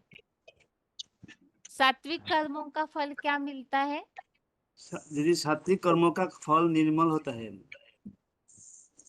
निर्मल होता निर्मल है, ठीक अर्थात है, क्या अच्छे फल कर्मों की मिलता है? सात्विक कर्मों का फल, सात्विक अच्छे कर्मों का फल जल्दी जल्दी निर्मल उत्तर फल होता है, दीजिए, सत्वगुण समय का कम है स्वर्गीय हमारे पद। ज्ञानेंद्रियों का पास। सुख मिलता है। जो स्वर्ग मिलता है ना सात्विक कर्म रे, हम्म सत्य तरह का जो सुख अतिरिक्त हम्म। सुख वाला, जो सुख वाला स्वर्ग मिलता है। देवताई पीढ़ी में जन्म सूरज होता है। बताइए, सात्विक कर्म किसे कहा गया है?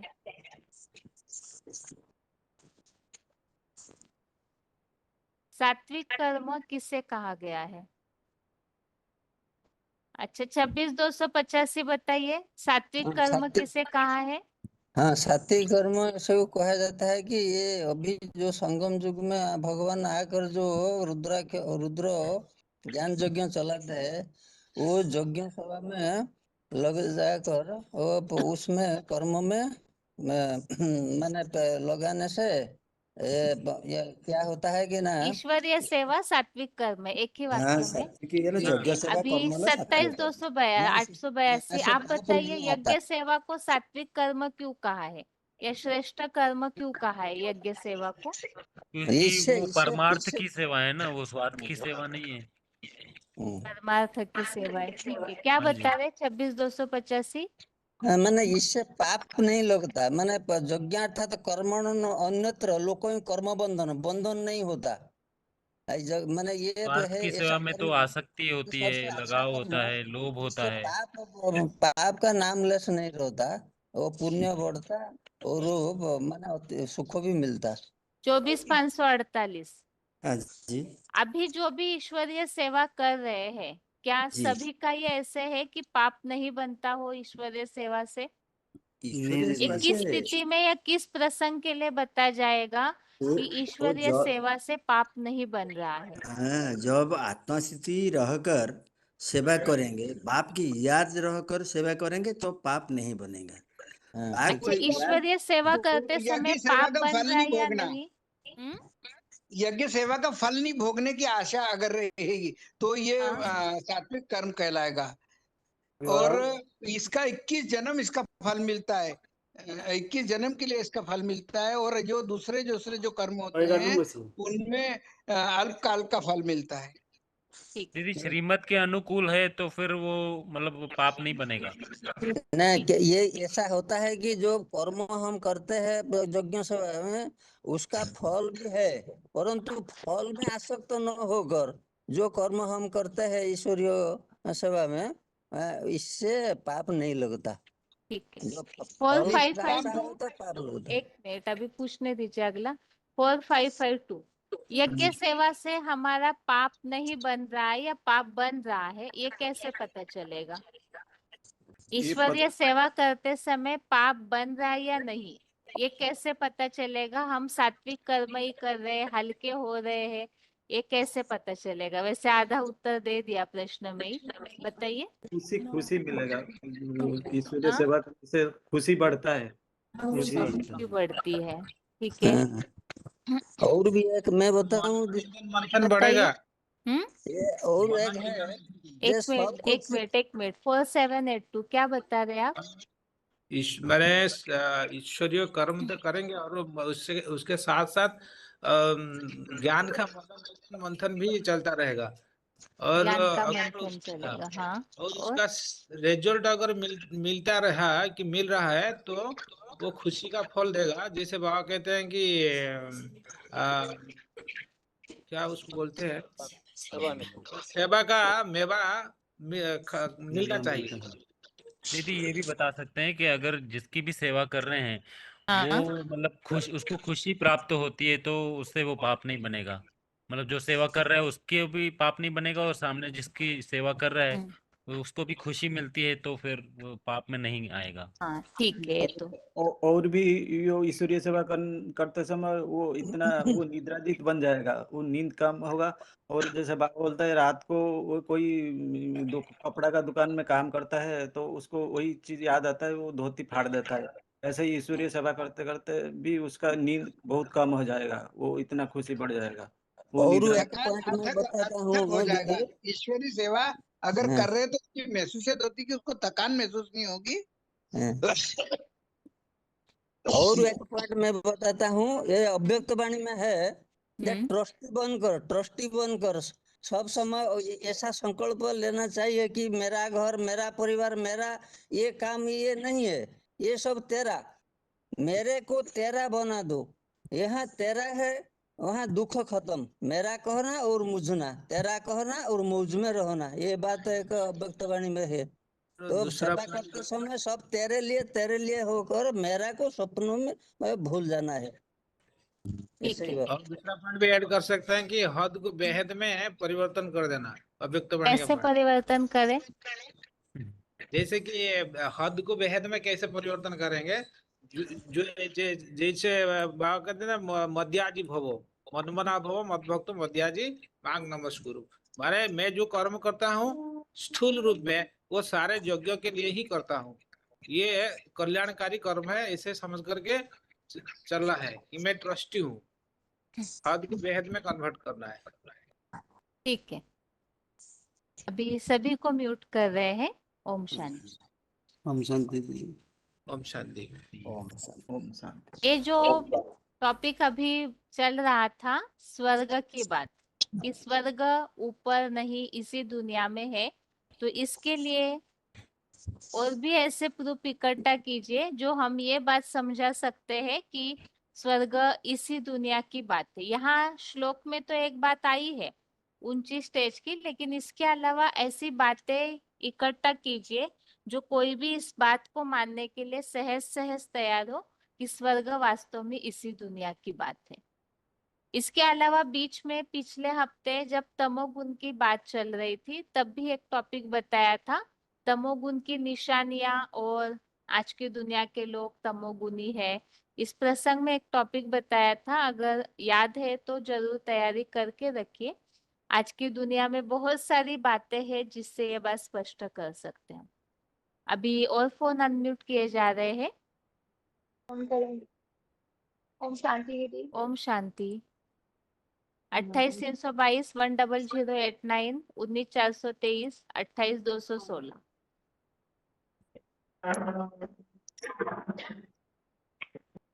और इसके अलावा 19 917 8114। ओम शांति दीदी। आप सभी ने वैसे प्रश्नों के साथ सोचा ही होगा। पहले बताइए मानसा के माता जी, स्वर्ग ऊपर नहीं होता इसी दुनिया की बात है, इसके लिए क्या प्रमाण बताएंगे? दीदी गीता के 16 अध्याय के 6 श्लोक में आया है ना, द्वाभू स्वर्गे लोके अस्मिन् दैव सुरेच देवो विस्तार सा प्रोक्तम आश्रम। ये 16वें अध्याय का 6 श्लोक है दीदी। स्वर्ग और नरक इसी धरती पे ही होते हैं। मैंने 2 तरह की सृष्टि रची है, स्वर्ग की और नरक की। ठीक है, एक श्लोक हो गया। समझे, अगर कोई गीता की बात को नहीं मान रहे तो कैसे समझाएंगे? 28 216 बताइए माता जी। ओम शांति। हाँ, जैसे भक्ति मार्ग में एक गायन होता है ना, स्वर्ग यहाँ नर्क यहाँ, तो जो देवताएं होते हैं ना, स्वर्ग में होते हैं, तो देवताओं को कैसे दिखाते हैं? मनुष्य के रूप में ही दिखाते हैं ना। तो मनुष्य तो यहाँ ही होते हैं। जो मनुष्य क्या होते हैं? पंचभूतों का पुतला। तो पंचभूत तो यह होता है ना, पंचभूत। तो जो पुतला होता है, जो देवता है, जो सारे गहने पिंधे हुए हैं, पहने हुए हैं, फिर भी वो मनुष्य जैसे ही दिखते हैं। तो इसका एक रूप हम दे सकते हैं। और एक बोलते हैं कोई भी दानव हो या मानव हो, वो जन्म लेता है और मरता भी है। तो मरता माना मृत्यु लोक। जो दानव और देवता जन्म लेता है, जन्म कहाँ लेंगे? जो देवता है ना, वो जन्म भी लेते हैं। तो जन्म मृत्यु तो यहाँ ही चलता है। तो स्वर्ग यहाँ है और नर्क यहाँ है, ऐसे हम भक्ति मार्ग में बता सकते हैं। और एक चित्र है ऊर्ध्वमुख, आप बोल रहे हैं ना स्वर्ग का कैसे हम ऊर्ध्व गच्छन्ति चतुस्था, इसके लिए हम बता सकते हैं। देखिए भक्ति मार्ग में ये कहा जाता है कि जो गुरु होता है ना, वो भगवान से भी ज्यादा होता है उसका मान। कैसे? जैसे कि हम बोलते हैं ना, गुरु ब्रह्मा गुरु विष्णु गुरुदेव महेश्वर गुरु साक्षात परम ब्रह्म तस्मै श्री गुरवे नमः। माने गुरु तो ब्रह्मा के रूप में होता है, विष्णु के रूप में होता है, परंतु गुरु के रूप में जो साक्षात्कार होता है, माने साक्षात लोग जिन्हें पहचानते हैं, जो साक्षात कराता है भगवान से, भगवान के पर्टिकुलर जो परिचय देते हैं, साक्षात्कार करते हैं लोग जिनके द्वारा, वो है परम ब्रह्म। परम ब्रह्म माना परे ते परे स्टेज में रहने वाला। जैसे कि ऊर्ध्वमुखी परम ब्रह्म हम दिखाते हैं ना पंचमुखी ब्रह्मा में, वो क्या करता है? वो चित्र में चार और जो मुख है ना वो दिखाते हैं, एक ऊर्ध्वमुखी होता है, माने ऊर्ध्वमुखी जो परम ब्रह्म होता है ना उसका सिर्फ ब्रेन ही दिखाते हैं, मस्तिष्क, और उसका देह नहीं दिखाते, माना वो उस चार के साथ जुड़ा हुआ है परंतु उसका मस्तिष्क माने बुद्धि, इन लोगों का देह दिखाता है, माना देहभान है उनमें, और ये क्या करते हैं, चारों ओर देख रहे हैं, माना दुनिया को देख रहे हैं, दुनिया में उसको बुद्धि चल रहा है, परंतु जो ऊर्ध्वमुखी परम ब्रह्म है वो ऊपर की तरह सोचता है, ऊपर माने बुद्धि, उपराम हो जाता है, माने देह में होते हुए भी उपराम रहता है, और उसका स्टेज क्या है, उपराम रहने वाला कौन है, जैसे कि परम ब्रह्म बोलते हैं ना, अक्षर परम ब्रह्म, जिसका कुछ भी बुद्धि से तो देहभान में वो तो नहीं आता, तो उसका कुछ भी क्षरण नहीं होता, तो अक्षर परम ब्रह्म कहा जाता है।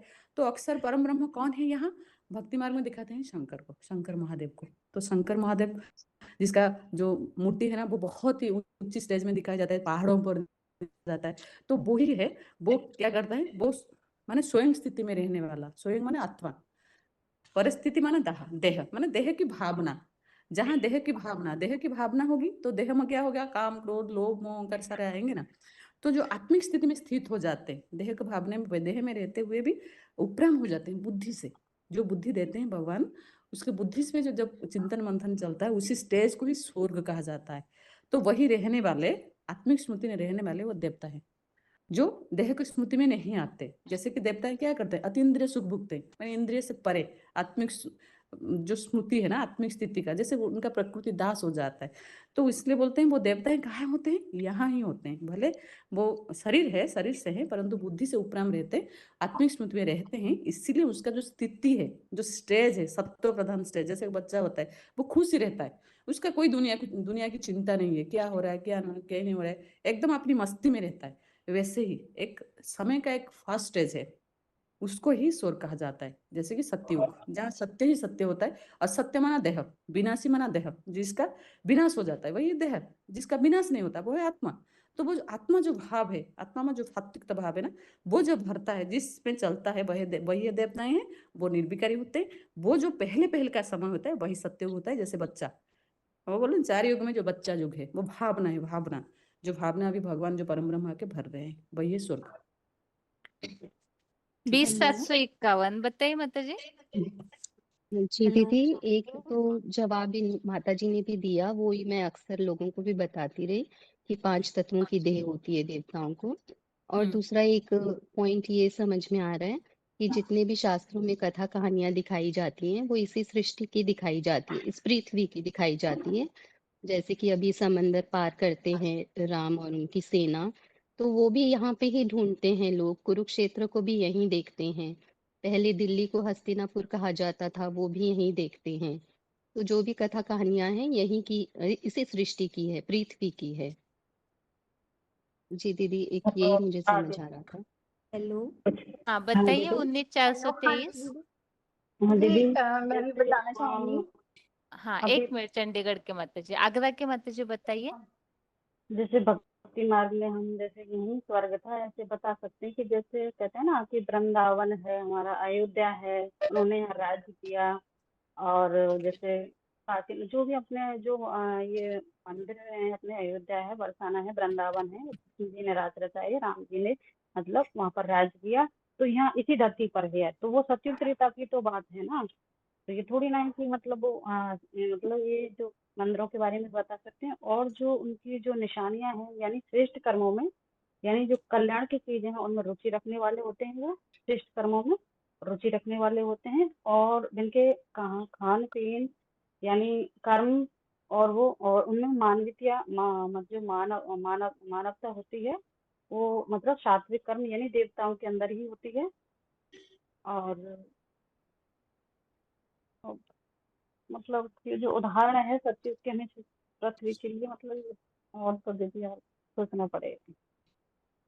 जी दीदी। हाँ चंडीगढ़ के माता जी बताइए। हाँ जी, हाँ जी दीदी, जैसे कहते हैं ना जिस स्वर्ग ऊपर में है, तो उसके लिए हम दुनिया की एक एग्जांपल में बता सकते हैं कि जैसे देखो जहाज से ऊपर जाते हैं, स्पेस से अंतरिक्ष में भी मतलब उससे अपना स्पेस में भी जाते हैं, अंतरिक्ष में जाते हैं। अगर स्वर्ग ऊपर में होता तो कोई किसी ना किसी को देखने में आता या मिलता, तो क्या कभी किसी ने बताया कि हम ऊपर अंतरिक्ष में गए तो हमने वहां पे स्वर्ग को देखा? ऐसा तो कुछ देखने में नहीं आता, क्योंकि भगवान ने जितने भी भगवान के अवतारों के जन्म दिखाए हैं वो सब धरती पर ही दिखाए हैं। अयोध्या में है ना राम जी का जन्म दिखाया है, मथुरा में कृष्ण जी का दिखाया है, ऐसे मतलब सब इसी सृष्टि पर दिखाए हैं। मतलब वो हमारी ऊंची स्टेज की बात है, जैसे शंकर जी को दिखाते हैं ऊंची स्टेज में तो उनको कैलाश पर्वत पर दिखाते हैं। कोई कैलाश पर्वत भी इसी सृष्टि पर ही है, तो ऊंची अवस्था की बात है ये। और दीदी एक एक ये बोल तो सकते सत्वा हैं क्या क्या? बता रहे थे माता जी? हाँ, जैसे बोलते हैं ना नर नारायण, एक शब्द है ना नर नारायण, माने अर्जुन जैसे नर से नारायण बना। माने बोले हे द्रौपदी, माने द्रौपदी जो है नारी से लक्ष्मी बनी, और जो अर्जुन है वो नर से नारायण बना। तो नर तो यहाँ ही होते हैं, स्वर्ग में कोई नर तो नहीं होता। तो नर नारायण माने अर्जुन जो है वो तो नर ही था जो नारायण बना। नारायण माने भगवान मानते हैं, माने देवता मानते हैं ना। तो इसके लिए श्लोक भी एक 13 का 14 में जो आया ना, सर्वेंद्रिय गुणभासम सर्वेंद्रिय विवर्जितम असक्ता सर्वभूतच्चैव निर्गुण गुणभोक्तृ च। माने सर्वेंद्रिय गुणभासम माने जो अर्जुन जो नर से नारायण बनता है उसके अंदर तो सर्व गुण होते हैं ना, माने काम क्रोध लोभ मोह अहंकार जो भी गुण 23 जो हम 23 तत्व है ना, वो तो उसके अंदर होता है। तो 23 तत्व तो यहाँ ही होते हैं पृथ्वी लोक में। तो वो जो अर्जुन नर से नारायण बनता है वही नर नारायण बनता है, माने उस वो नारायण लोक भी यहाँ ही होता है। माने एक उच्च स्टेज की बात है, ऐसे हम भी समझा दीदी सकते मैं हैं। बताऊं? हेलो हेलो, दीदी मैं बताऊं? हाँ 10089 बताइए माता हाँ, जी। ओम शांति। इसके लिए दीदी हम सीढ़ी के चित्र पर जाएंगे और दिखाएंगे सीढ़ी के चित्र माना सत्युग त्रेता और द्वापर कलयुग। माना सीढ़ी भारतवासियों की 84 जन्मों की कहानी बेसिक नॉलेज के आधार पर बता सकते हैं, साथ में सृष्टि चक्र भी। कि देवताएं माना सत्युग त्रेता था माना दिन था, दिन माना जब सभी आत्माओं की ज्योति जगी हुई है। तो सत्युग त्रेता में कोई दुख का नाम निशान नहीं है। तो स्वर्ग, तो उस स्वर्ग में जाने का पुरुषार्थ हम बच्चे इस समय संगम युग पे करते हैं। और द्वापर कलयुगी में ना रात माना अज्ञान अंधकार की रात, जैसे हम अभी तक समझते आ रहे हैं श्लोकों में। तो सत्युग त्रेता है दिन, जहाँ सबकी ज्योति जगी है, तो वहां कोई दुख ही नहीं है। देवताएं इसे ये तो सबको पता है, देवताएं कभी दुख नहीं भोगते हैं। सत्युग माने सत्य की दुनिया, स्वर्ग भी बोलते हैं उसको। तो स्वर्ग में कोई दुख नहीं होता। और द्वापर कलयुग आता है माना ज्ञान अंधकार की रात, जब देवभान आ जाता है, मनुष्य पाप कर्म करना शुरू करते हैं, भक्ति व्यभिचारी हो जाती है, माना अनेकों की भक्ति पूजा ये सब। तो इसके लिए 9 का 21 नंबर श्लोक है, त्रेतम भुक्त्वा स्वर्गलोकम विशालम क्षीणे पुण्य मृत्युलोकम विशयन्ति। माना वही सतयुगी त्रेतायुगी जो देवताएं थे, वो जब स्वर्ग को भोग कर जब नार की दुनिया में गिरते हैं, माना द्वापर कलयुग में आते हैं, तो नरक बन जाती है ये दुनिया। इसी दुनिया में स्वर्ग और इसी दुनिया में नरक है। वास्तव में स्वर्ग का अर्थ क्या है? स्व और गया, माना ग माना गया, स्व माने स्व स्थिति की बात है, आत्मिक स्थिति की बात है। इस सभी मनुष्य देवभान में है। तो स्वर्ग का सुख भोग ही नहीं सकते। स्वर्ग का सुख हम तभी भोगेंगे जब हम आत्मिक स्थिति को समझ पाएंगे, स्वयं को आत्मा निश्चय करके उस परमात्मा को पहचान करके याद करेंगे, तभी स्वर्ग का सुख। माना सुख माना क्या? सुख मन से ही सुख भोगती है आत्मा, मन से ही दुख भोगती है। तो दुख और सुख जो है मन का ही सारा खेल है। तो भले हम इस दुनिया में रह रहे हैं, नार की दुनिया में हम ब्राह्मण बच्चे, लेकिन जब परमात्मा की याद में है, आत्मिक स्थिति में है, ज्ञान के मनन चिंतन मंथन में है, तो हम बाहर की दुनिया से मन बुद्धि से डिटैच हो गए ना। तो ये कहीं ना कहीं जो स्थिति है, जिसको बाबा कहते हैं सूक्ष्म वतन या सूक्ष्म स्टेज की बात जो बाबा बोलते हैं, तो हम बाहर की दुनिया से थोड़े समय के लिए जब डिटैच हो गए, तो वो हम कौन से सुख में आ गए? मतलब मन सुख का अनुभव कर रहे हैं ना, भले परसेंटेज में है कह सकते हैं। तो सुख और दुख, ये पहली बात तो मन के ऊपर है। कोई मनुष्य दुख में भी सुख का अनुभव कर रहे हैं, और हम भले इस दुनिया में हम रह रहे हैं तो भी हम अच्छा अनुभव कर रहे हैं, क्योंकि हमें ज्ञान मिला, ज्ञान की प्राप्ति हुई, बाप मिला, बाप की प्रार्थना, हमें ईश्वर सेवा की वैल्यू पता चली, स्वयं की पहचान मिली, जो दुनिया में मनुष्यों को नहीं है। इसलिए बोलते हैं नरक में, दुनिया में मनुष्य नरक में गोते खाते रहते हैं, माना नारकी सुख भोगने के पीछे पड़े रहते हैं, क्षण भंगुर सुख जिसको बोला है बाबा ने।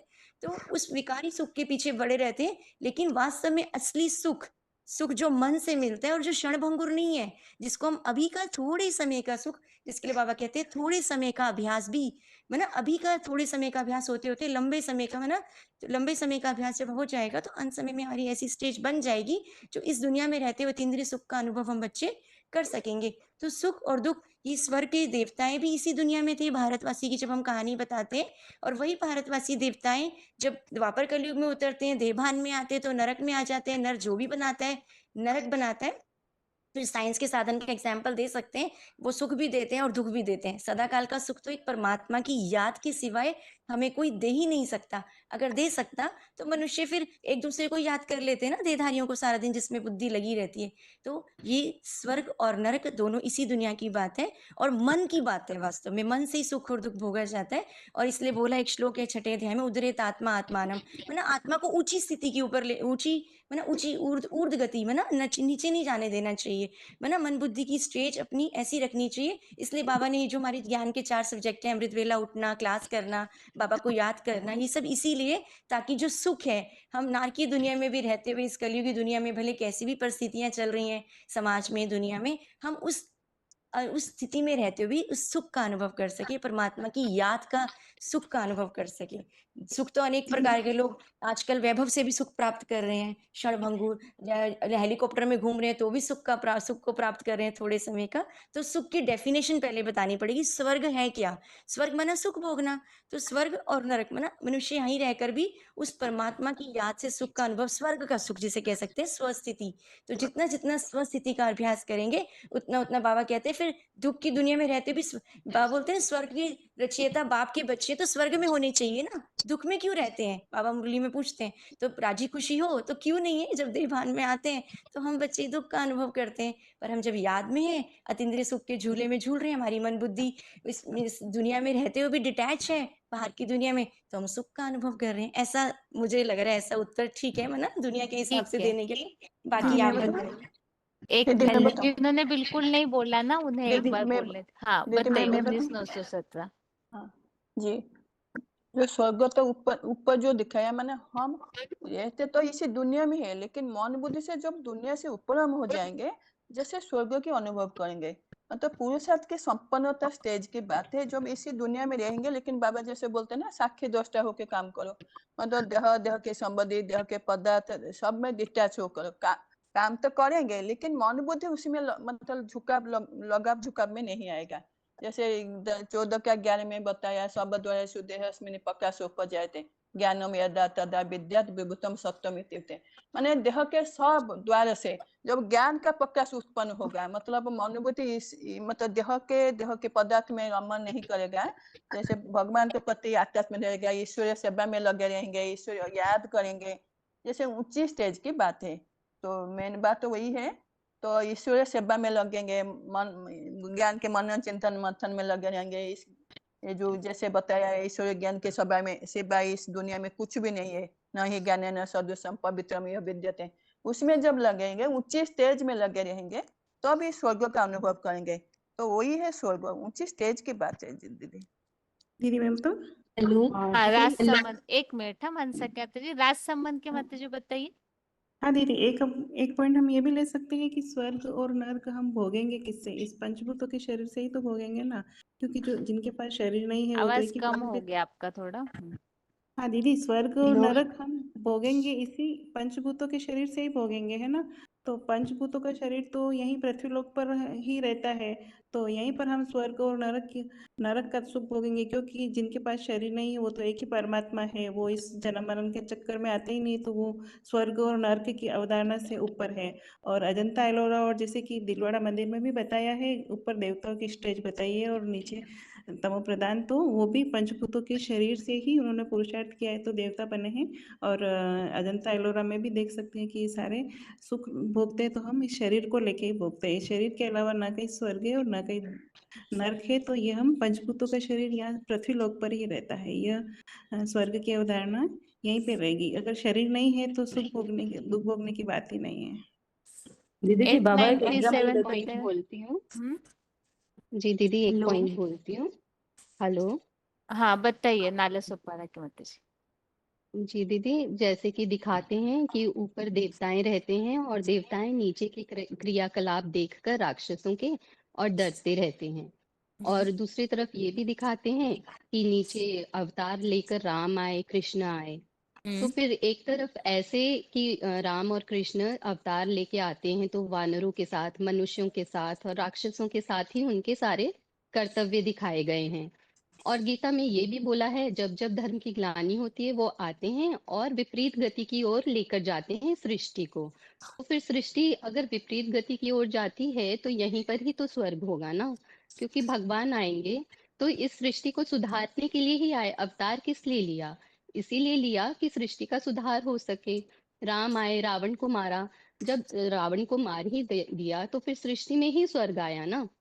ऊपर स्वर्ग, जब पृथ्वी में ही उद्धार करने आए हैं तो पृथ्वी को ही स्वर्ग बनाना हुआ, ना कि ऊपर स्वर्ग और नीचे पृथ्वी में जो मनुष्य हैं वे तड़पते रहें। ये बात मैं अच्छी बताई। जी मैं एक बात बोलूं, बाबा बोले हाँ, हैं ना, बोल बताइए। रहे हैं जैसे कि आज तक वैज्ञानिकों ने ये साबित नहीं कर पाए कि कहाँ इससे पृथ्वी में ही लोग रहते हैं और दुनिया में कहाँ भी लोगों का आविष्कार या नहीं हुआ है। तो बाबा बोले ना, जो सूर्य से एक निश्चित दूरी होता है पृथ्वी का, जैसे बाबा बोले कि अभी जो उत्तर मेरु है और दक्षिण मेरु है, वहां तो सिर्फ बर्फ ही बर्फ है, क्योंकि जो सूर्य से जो निश्चित दूरी नहीं है उसमें, तो उसका वायुमंडल जो है ना, मनुष्य ज्यादा नहीं रह पाते। तो एक वो एरिया, आज 6 महीने जो दिन होता है, रात होता है, पृथ्वी में से वेराइटीज हैं सारे, तो और जो सारे ग्रह उपग्रह वो तो सूर्य से ठीक ठाक दूरी में नहीं है, तो वहां कैसे हो सकता है? तो एक ही पृथ्वी लोक है जहाँ मनुष्य रहते हैं और वहां ऊपर कोई नहीं रहता। और भक्ति मार्ग में ये भी गायन है, भारतवर्ष जम्बूद्वीपे भारतवर्ष, मैं जम्बूद्वीप पुराना भारतवर्ष, वहां ही स्वर्ग था। और लोग ये भी कहते हैं भारत में ही स्वर्ग था और कहीं नहीं था, क्योंकि भारत में ही सृष्टि है, सृष्टि और कहीं भी नहीं है। अगर होता तो वैज्ञानिकों ने आज तक आविष्कार क्यों नहीं किया? ये भी एक प्रूफ हम दे सकते हैं। और गीता में तो बहुत सारे प्रूफ है, अगर कोई गीता पाठी हो तो हम दे सकते हैं। जैसे अव्यक्तात् व्यक्तैः सर्वे व्यक्तयः सर्वे प्रभवन्ति अहराकमे रात्र अन्ते प्रलयन्ते तत्रैव अव्यक्त संग के। अव्यक्त धाम, जैसे लोग तो जानते हैं अव्यक्त धाम माने निर्वाण धाम, बिंदु बिंदु ब्रह्मांड ब्रह्मलोक जहाँ आत्माएं रहते हैं, तो व्यक्त होते हैं, माने व्यक्त माने दिखाई देते हैं, शरीर धारण करते हैं पंचभूतों का। तो कब दिन आता है, सत्ययुग रूपी सवेरा, जहाँ अज्ञानता नहीं होती, सत्ययुग दिन कहते हैं। तो फिर जो रात्रि होता है, कलयुग माने अंधेरा अंधकार, वो सारे अव्यक्त हो जाते हैं। और जाते से बहुत सारे श्लोक हैं, अगर गीता पाठी श्लोक हैं, श्लोक वाले अगर हैं, हम गीता के आधार से समझ सकते हैं। और कोई अगर बाहर वाले साइंटिस्ट जैसे साइंस को समझने वाले, तो हम ऐसे एग्जाम्पल दे सकते हैं। 8937 बताइए माता जी। हेलो। हाँ, जैसे एक मिनट 8937 बताइए माता जी। हाँ, जैसे हम धर्म के आधार पर बता सकते हैं, जैसे अल्लाह अव्वल दीन कहा जाता है ना, तो जो भगवान ने पहला धर्म आकर स्थापन किया सनत कुमार के द्वारा, तो जहाँ धर्म स्थापक होता है वहीं धर्म स्थापन किया जाता है, माना ऊपर कोई धर्म स्थापन करने की बात नहीं है। जैसे क्राइस्ट ने क्रिश्चियन धर्म स्थापन किया, तो क्राइस्ट यहीं था और क्रिश्चियन धर्म भी यहीं स्थापन हुआ। ऐसे ही और धर्म पिताओं के साथ बता सकते हैं, जैसे भगवान ने अल्लाह अव्वल दीन ने जो पहला धर्म स्थापन किया, वो धर्म यहीं स्थापन किया। इसीलिए जो जिस धर्म का होता है वो उसी को मान्यता दी जाए। जैसे क्रिश्चियन क्राइस्ट को मानते हैं, ऐसे ही हमारा जो धर्म का नाम है आदि सनातन देवी देवता धर्म। तो देवी देवताओं को हम पूज रहे हैं, इसी सृष्टि पर पूज रहे हैं। तो इसका मतलब है कि धर्म भी यहीं स्थापन हुआ था और उनके कुल की वंशावली है, तो हम भी यहाँ ही हैं। जैसे बाबा ब्रह्मा कुमारियों को ही पूछते हैं कि तुम्हारा ब्रह्मा ऊपर चला गया तो तुम यहाँ क्या कर रहे हो? तो जहाँ धर्म स्थापन हुआ है वहीं हम वो कुल चलता रहेगा। तो उससे सिद्ध होता है कि धर्म स्थापन यहीं हुआ है। और इसी सृष्टि पर ऐसा समय था जब पहला सात्विक धर्म था, जिसको क्रिश्चियन भी कहते हैं कि 3000 वर्ष पहले, क्राइस्ट के 3000 वर्ष आने से पहले यहाँ स्वर्ग था। तो स्वर्ग यही था ना, अव्वल नंबर धर्म तो यहीं स्थापन हुआ था ना, इसीलिए मंदिर भी यहीं बनते हैं। और ऐसे ही अंतरिक्ष में जाने पर भी इतने भ्रमण किया है, लेकिन कहीं भी तो स्वर्ग का, कहीं भी तो देवी देवताएं आसमान में नहीं मिले। बस इतना ही, बाकी काफी कुछ कवर हो गया। मानसा की माता जी क्या बता रहे थे आप? 8114 बताइए। हेलो। हाँ हाँ जी। जी, हाँ जी दीदी, जैसे साइंस ने प्रूव किया है ना कि मनुष्य को जीने के लिए सूर्य से एक निश्चित दूरी चाहिए। तो वो निश्चित दूरी तो सिर्फ धरती पर ही है। धरती पर भी जहाँ पे तिरछी किरणें पड़ती हैं, नॉर्थ पोल और साउथ पोल, वहाँ मीलों ऊंचे बर्फ के पहाड़ हैं। तो यदि देवता ऊपर होंगे, 5 तत्वों की दुनिया से परे होंगे, तो वहाँ पे तो सूर्य की किरणें जाएंगी नहीं। तो वहां पे देवता नहीं हो सकते। तो इसलिए जब हम दिव्य गुण धारण करते हैं तो देवता कहलाते हैं, तो हमें देह का भान नहीं रहता। और जब संग के रंग में आते हैं तो हम राक्षसी वृत्तियों को धारण करते हैं और धर्म पिताओं के संग में आके तो हम असुर बनते हैं। तो असुर माना जब हमें आत्मा का ज्ञान नहीं रहता। देवताओं को आत्मा का ज्ञान था, इसीलिए उनके सिर के पीछे प्रकाश दिखाया जाता है, जो ज्ञान का प्रकाश है। माना आत्मा प्रकाशित है ज्ञान से। और जो आपके धर्म पिताएं हैं, आज के धर्म पिताएं हैं, उनके तो सिर के पीछे प्रकाश नहीं दिखाया जाता। माना कि उनकी बुद्धि में तामस तमोगुण की प्रधानता हो जाती है, जिस कारण उनको नहीं दिखाया जाता। तो ये डिफरेंस जो है हम बता सकते हैं कि देवताओं के पीछे, सिर के पीछे क्यों ताज था। और देवता तो इसी धरती के ही हुए हैं, क्योंकि उनको भी जीने के लिए सांस तो लेनी पड़ेगी। सूर्य की निश्चित दूरी तो होना जरूरी है। दीदी एक पॉइंट दीदी और एक बता पॉइंट सकते हैं। बोलती हूँ। हेलो, मैं दीदी अगवा के माता जी 18 बताइए। हाँ, जो 18 का 8 श्लोक है ना दीदी, उस हिसाब से भी बता सकते हैं कि दिन आने पर अव्यवधान से सभी व्यक्त प्राणी यानी यही आते हैं और रात्रि अंत में अव्यवधान उसी में ही लीन हो जाते हैं। और 19 क्या है ना कि वही प्राणी समुदाय बार बार जन्म लेकर रात्रि अंत में बरबस पूरा ही लीन हो जाता है और दिन आने पर प्रकट होने लगता है, यानी पृथ्वी पुत्र, यानी पृथ्वी की बात आई है इसके अंदर। और जो जो कहते हैं ना कि जैसे नॉर्मल में बोलते हैं कि देवताओं की वो असुरों की कोई अलग से पहचान नहीं होती है कि वो दिखने में वैसे आते हैं, कि जैसे कहते हैं ना कि सिंह होते हैं, ऐसा नहीं है। वो कर्मों की बात है और उनके अंदर जो व्यवहार की बात है। जो देवताओं के जो व्यवहार होते हैं, कहते हैं ना ये ऐसा इसके तो देखो देवता ही मतलब स्वभाव का है, और कहते हैं देखो कैसे राक्षसी स्वभाव का है। तो वो स्टेट की बात है। तो इसी दुनिया में हमें देवी तो आत्मा भी देखने में आती है और राक्षसी भी आत्माएं देखने में आती हैं। तो हम कह सकते हैं कि इसी धरती पर ही मतलब स्वर्ग और नरक यहीं पर है, ना कि ऊपर की वो स्टेट की बात है, मन बुद्धि की बात है, कर्मों की बात है। और जिसके अंदर मानवीयता है, मानवता, वही मतलब देवता ही तुल्य है। और जिसके अंदर जो वृत्ति खराब है खाने की, पीने की, रहने की, वही मतलब राक्षस प्रवृत्ति में आता है। तो वो इसी दुनिया में ऐसे इंसान देखने को मिलते हैं। तो ये और इस लोगों के अनुसार भी बता सकते हैं। 10089 क्या बता रहे थे माता जी? दीदी 5000 साल का चक्र वाली बात बता सकते हैं सृष्टि चक्र की, कि 2500 साल स्वर्ग की दुनिया और 2.5 साल नरक की दुनिया। लेकिन कहाँ है, यही भारत मतलब इसी दुनिया में ही बनती है इस सृष्टि पे।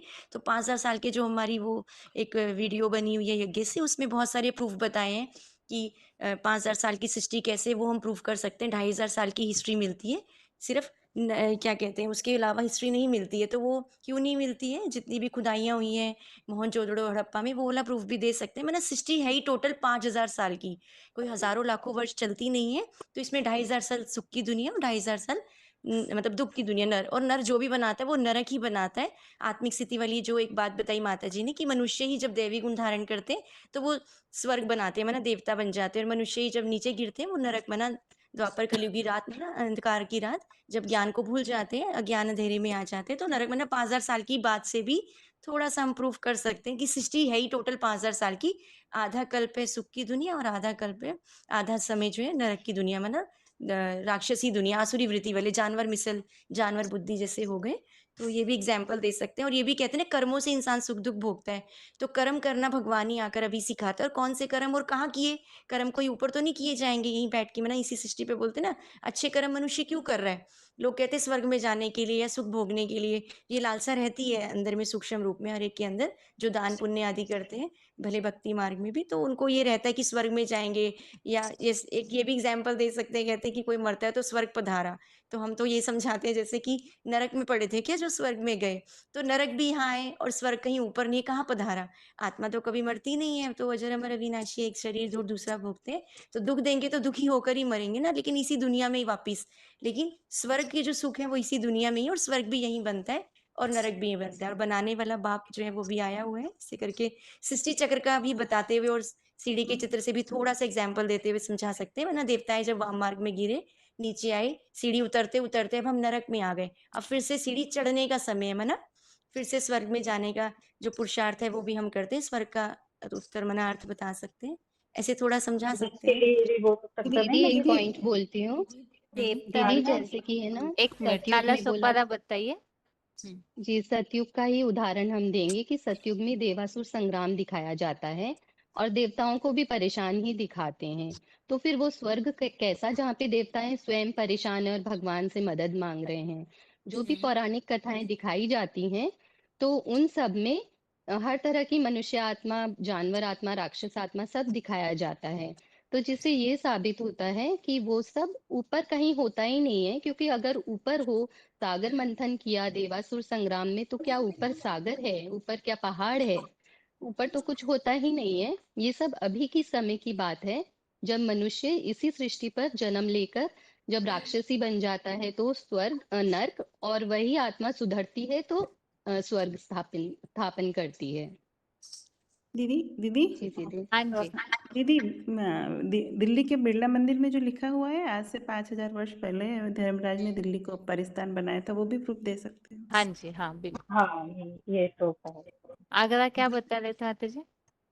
क्योंकि यही जैसे ये स्थानों के बारे में हम बता सकते हैं। जैसे हम तीर्थ यात्राओं में जाते हैं तो स्थान जो सारे हैं जो स्वर्ग में बताए जाते हैं कि वहां पर ऐसा हुआ था, जैसे कभी उनकी वो कथा रामायणों के हिसाब से बता सकते हैं कि सारे स्थान है वो इसी धरती पर हैं। चित्रकूट वगैरह जो भी है, जो भी स्थान है मतलब जो दिखाए जाते हैं वो इसी पर है, धरती पर ही है जो स्वर्ग के हैं। हेलो। हाँ जी। हाँ जी दीदी, हम लोग ये भी बता सकते हैं ना, जैसे आज भी किसी किसी को ये बोलते हैं कि ये तो देवताई स्वभाव का है, देवताओं जैसा है। तो जब देवता नहीं थे तभी तो हम बोलते हैं कि देवताई स्वभाव का है, माना असुरों से तुलना की गई है। देव और असुर इसी सृष्टि पर रहते हैं, ये भी बता सकते हैं। ठीक है माता जी। और ये भी बता सकते हैं कि जैसे कि आजकल ते बहुत ही गहने पहन रहे हैं सारे, जैसे देवताओं को गहने बहुत सारे तामझाम दिखाते हैं ना, तो आजकल के लोग भी ऐसे सज रहे हैं, वो क्या देवता हो जाते हैं। ये एक दिव्य गुण है। जैसे मनुष्य में, मनुष्य जब सुधर जाता है उसके अंदर अंदर सारे दिव्य गुण भर जाते हैं, तो एक गुण की बात है, एक गुणवाचक विशेष है, तो उसको ही देवता देवता कहते हैं। माने देवता माने जो सुख देते हैं, दिव्य गुण से भरे भरे पूरे। तो सुख दुख तो यहाँ की बात है।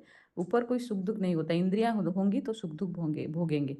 तो यहाँ सारे यहाँ की ही बात है, ऊपर कोई स्वर्ग नहीं होता। दीदी एक, हाँ दीदी एक पॉइंट ये भी हो सकता है कि देवी देवता सनातन धर्म का नाम देवी देवता सनातन धर्म क्यों पड़ा, यानी उसमें उस धर्म में जरूर देवी देवता जैसी आत्माएं होती है, तो वो यहीं पर होती है, इसीलिए ये नाम पड़ा है। हाँ जी। 28,319 बताइए माता जी, आप हाथ उठाए थे अभी। हाँ जी, यही स्वर्ग की बातें हाँ बताइए। करना है। जैसे बोलते हैं ऊपर स्वर्ग है नीचे नरक है, ऐसा नहीं है। स्वर्ग का मतलब जो आत्मिक स्थिति में जो जाते हैं, जैसे हमारा जो ये सृष्टि है ये तो पूरा 23 तत्व का है। जो एक मानव को वो तत्व चाहिए, लेकिन जो सूर्य की निर्दिष्ट दूरता के ऊपर जो दुनिया ऊपर है उसमें तो आज लोग साइंटिस्ट जो जाते हैं रिसर्च करने के लिए, उनको भी साथ में जैसे ऑक्सीजन लेकर जाना पड़ता है। तो ऐसे ऊपर नहीं है जो जैसे देवताओं को दिखाया जाता है, जैसे कृष्ण को दिखाते हैं गाय चराते हैं। तो ऊपर स्वर्ग में तो ऐसा नहीं है कि पेड़ पौधे कुछ नहीं है, तो वहाँ कैसे होगा। तो ऐसे भी गीता में आया है जो दो भूत स्वर्ग लोके अस्मिन् देवासुर बचो। तो यहाँ ही दो प्रकार का सृष्टि है, देवता और असुर है। और ये भी कहा जाता है यहाँ ही स्वर्ग यहाँ ही नरक है। और ये भी हमारा ओडिया में एक कहावत है कि मर्त्यमंडल देहो ही देवता हेले ही मरे। अर्थात जो इस संसार में जिसको शरीर धारण करना पड़ता है वो तो उनको ही मतलब शरीर त्यागना ही पड़ता है। जैसे नरक लोक में आज दुनिया में कोई भी धनी हो या गरीब हो, सभी आज दुखी है, क्योंकि ये जो जन्म जरा मृत्यु ये सभी को ही आता है और दुख देता है। लेकिन स्वर्ग में जो रहते हैं उनको जो जन्म उनको तो सुखदायी है, वहाँ बच्चा रोते रोते नहीं पैदा होते हैं। और मृत्यु जो है वो इच्छा मृत्यु होता है, वो दुख नहीं होता है। और जो रोग जरा वो तो उनका नाम निशान नहीं है, लेकिन नर्क में वही सभी को झेलना पड़ता है। तो यहाँ ही स्वर्ग है। जो मनुष्य के अंदर जो दिव्य गुण होते हैं, वही जो दिखाते हैं श्रृंगार के बारे में, वही दिव्य गुण को जब धारण कर लेते हैं, तो ऐसे जब कल्पांत के समय भगवान ने आकर जो सच्चाई को बताते हैं, वो सच्चाई को जानकर जो पुरुषार्थ करके ऊंची स्टेज में स्थित हो जाते हैं, वही स्वर्ग को अनुभव करते हैं। जैसे आपने बोले कि इंद्रदेव को दिखाते हैं सिंहासन पर, ऐसे इंद्रदेव मतलब जो सिंहासन बोलते हैं, ऐसा कई बीमारी है। जैसे सिंह का आसन अर्थात जैसे शेर होता है, वो क्या करता है, सामने से हमला करता है। तो ऐसे ही ये जो भगवान ने आकर जो ज्ञान सुनाते हैं, जैसे हम लोग कहीं जाते हैं बाहर ज्ञान सुनाने के लिए, तो बड़े बड़े विद्वान पंडित अगर सामने आ जाते हैं तो थोड़ा घबरा जाते हैं, इनको कैसे समझाएंगे। लेकिन जो पुरुषार्थ में जो सबसे तीखा ऊंचा है, जिसको सिंहासन मिला है, वो सामने किसी को नहीं डरता है। कितनी बड़े विद्वान हो, पंडित हो, धर्मपिता हो ना, वो सभी को सामने से टक्कर देते हैं और जीत जाते हैं। ऐसा ही है, जो मनुष्य जब दिव्य गुण को धारण करता है, वो स्वर्ग का अनुभव करता है। जी दीदी, जैसे जी दीदी आपने एक प्रश्न किया था ना हाँ कि इंद्र को डरते हुए दिखाया है, तो क्या वो हाँ सत्वगुणी है? तो हम उन्हें समझाएंगे, वास्तव में अगर आसक्ति है तो उसे सत्वगुण नहीं कहा जाता। एक तरफ हम कह रहे हैं कि देवताओं में सत्वगुण होता है, दूसरी तरफ हम कह रहे हैं कि इंद्र में अगर आसक्ति है या डरते हैं देवताएं, तो वो सत्वगुण तो नहीं है उनमें। तो हम उन्हें कहेंगे कि ये अभी इस समय की ही बात है, ये उन आत्माओं की यादगार है जो भगवान के ज्ञान के द्वारा सत्व गुण की ओर जा रही हैं। ये अपूर्ण है, संपूर्ण बनने के लिए वो प्रयास कर रही हैं, तत्पर हैं। तब तक वे सत्व गुण को धारण कर रही है, पर सत्वगुणी बनी नहीं है। भगवान के ज्ञान के द्वारा ही आत्माएं जब सत्वगुण बन जाती हैं, तभी फिर उन्हें या अतीन्द्रिय सुख में दिखाया जाता है, जिसकी यादगार में हम रासलीला देखते हैं, जो वो भी इसी पृथ्वी की ही बात है, जो हर कोई अपने अपने साथ कृष्ण को महसूस करता है, याद में तल्लीन रहता है। जी दीदी। 94-32 क्या बता रहे थे माता जी? हाँ जी, दीदी ओम शांति। एक मिनट ही सांभड़ा रुकिए। क्या बोल रहे हैं? छोटे फोन से अनम्यूट है किसी का? गायन आया हुआ है आज के सत्र में। क्या बोल रहे हैं माता जी? बोलिए। इन दो बातों को गीता के 8वें दिन ब्रह्मा की रात, उत्तरायण और दक्षिणायन, शुक्ल पक्ष,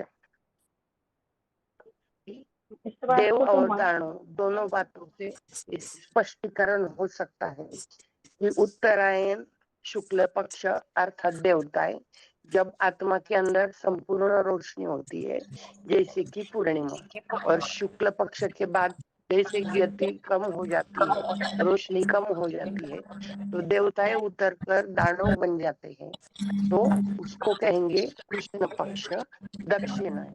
माना देवता ही कलयुग के अंत में आते आते देव से दानव बन जाते। तो आत्मा के अंदर की स्थिति का वर्णन है। ठीक है माता जी। दीदी जी, स्वर्ग ऊपर में था, इसके लिए कोई भी प्रूफ मनुष्य के पास नहीं है, किसी के भी पास नहीं है। वो एक झूठी बात बोल रहे हैं। अगर प्रूफ दे, अगर स्वर्ग ऊपर था है तो प्रूफ दे ना। स्वर्ग यहाँ था, इनके लिए हजारों प्रूफ निकलेंगे, परंतु ऊपर था इसके लिए कोई भी प्रूफ नहीं है। हम भक्ति मार्ग में बोलते हैं ना, अपने मरे स्वर्ग नहीं मिलता। जब तक आप देवान से नहीं मिलेंगे तब तक स्वर्ग नहीं मिलता। तो ये बात भी यहाँ की ऐसे तो है नहीं कि देवान छोड़ दिए तो ऊपर चले जाएंगे। मना कि जब देवान छोड़ेंगे तो तब भी आत्मिक स्थिति में स्थित होंगे और वहीं से ही स्वर्ग की शुरुआत होगी। 94-32 क्या कह रहे थे माता जी? हाँ दीदी, ये पॉइंट अभी माता जी ने पूछना चाह रही थी। और दीदी हम सागर मंथन से भी समझा सकते हैं ना थोड़ा बहुत कि सागर मंथन, जैसे भक्ति मार्ग सागर मंथन हुआ तो दिखाते हैं कि लक्ष्मी निकली और उसमें से देवताएं निकले थे। तो सागर मंथन कोई पानी के मंथन की बात नहीं थी दीदी, ये तो ज्ञान की मंथन की बात है। इसमें से देवताओं की पहचान हो रही है। और एक प्रूफ है दीदी जी, देखिए जैसे कि ना बोलते हैं ना मृत्यु के बाद लोग स्वर्ग जाते हैं, स्वर्ग पधारा। और जो पुनर्जन्म की बात यहाँ बता रहा है ना, जो वो ये नहीं बताता कि मैं स्वर्ग में था अभी आया, ये नहीं बताता। क्या एक बार रिपीट कीजिए आते जी। जो शरीर छोड़ देते हैं बोलते हैं वो स्वर्ग पधारा। हाँ, तो वो जो पुनर्जन्म की बात अभी बता रहे हैं ना, हाँ हाँ, अपने जन्म ये तो नहीं बताता कि मैं स्वर्ग से आया, मैं स्वर्ग में था, ये तो कोई नहीं बताता। तो ये बात को दीदी मानते हैं। जैसे भाई है हमारा लौकिक में, भाई है 2-3 ना, एक साइंटिस्ट है, डॉक्टर है, वो ये बोलते हैं कि स्वर्ग और नरक इसी धरती पर ही है। ये तो सिर्फ मतलब इसको को भोगने की इनकी बात है। और जो ये भी बोलते हैं कि जो ये शास्त्रों में जो ये बात कहते हैं कि रामायण ऐसे चली, महाभारत ऐसे ऐसे हुआ, ये सब कुछ नहीं हुआ। इस बात को भी मानते हैं कि ऐसा कुछ नहीं हुआ है। ये जो ऐसे लेकिन वो ये बात तो जो इस समय की बात है ना, वो शूटिंग के समय की बात है। शूटिंग के समय की बात शास्त्रों में दी गई है। तो वो इस बात को भी मानते हैं कि शास्त्रों की जो ऐसी बात हुई है, जो ये रामायण वो सीता चुराई है, ये सब ऐसा हुआ है, ये ऐसा महाभारत जो कुरुक्षेत्र में ऐसे लड़ाई लड़ी है, ऐसा नहीं है। ये इस बात को तो मानते हैं कि स्वर्ग नरक यहीं पर है। ठीक। अभी वैसे 2-3 मिनट ही बाकी है, तो फिर अगले कोई टेस्ट में इसी टॉपिक को थोड़ा अलग रीति से फिर से डिस्कस करते हैं। एक बस अभी ये सारी जो बातें हुई बहुत अच्छी बातें सभी ने बताई है। एक थोड़ा सा क्रॉस प्रश्न के हिसाब से अभी जो बुद्धि में आया वो प्रश्न बता रही हूँ, आप सभी मंथन करके अगली बार बताइए। जैसे हम ये बता रहे हैं ना, बाबा ने मुरली में बात बताई हुई है कि जब मन बुद्धि ऊंची स्टेज में जाती है, मनन चिंतन मंथन करते हैं, तो उस समय से मना ऐसे मंथन करते करते धरती पे हमारी बुद्धि रहती नहीं है, तो इसी आधार से स्वर्ग की प्राप्ति होती है। मूल बात तो है इस 5 तत्वों को बुद्धि से छोड़ना है। तो इसी बात पे अभी थोड़ा सा ऐसे मन में प्रश्न आया है कि जैसे वैज्ञानिक है, वैज्ञानिक जो है आपने सुना होगा, जो बहुत ही बड़ा बड़ा रिसर्च करते हैं ना, जैसे अंतरिक्ष में जाकर के जो रिसर्च करते हैं ना, वो वैज्ञानिक कितने एकाग्र हो जाते हैं कि वो अपना खाना पीना सूद बूद भूल जाते हैं। इतना ज्यादा एकाग्र होकर के वो अंतरिक्ष के बारे में पूरा ढूंढते हैं। तो अगर ऐसे कोई बुद्धिवादी लोग तर्क करते हैं तो इसके लिए हमें क्या उत्तर देना चाहिए, इसके बारे में थोड़ा सा वैज्ञानिकों के हिसाब से आप सभी सोच करके फिर अगली बार इस प्रश्न पर फिर से एक बार फोन अनम्यूट करेंगे। अभी तो 2 ही मिनट बाकी है, तो लंबा टाइम जाएगा डिस्कस करने के लिए, लेकिन इस बात पर जरूर सोचिए क्योंकि आगे वैज्ञानिक निकलेंगे, इतिहासकार निकलेंगे, बहुत बड़े बड़े मननशील जो लोग मनीषी बाबा जिसे कहते हैं, अभी भी दुनिया में ऐसे हैं विचार करने वाले, तो ऐसे लोग भी खो जाते हैं, अपने आप को पूरा भूल जाते हैं, तो उनको किस कैटेगरी में बताया जाएगा, तो इस पर जरूर सोचिए।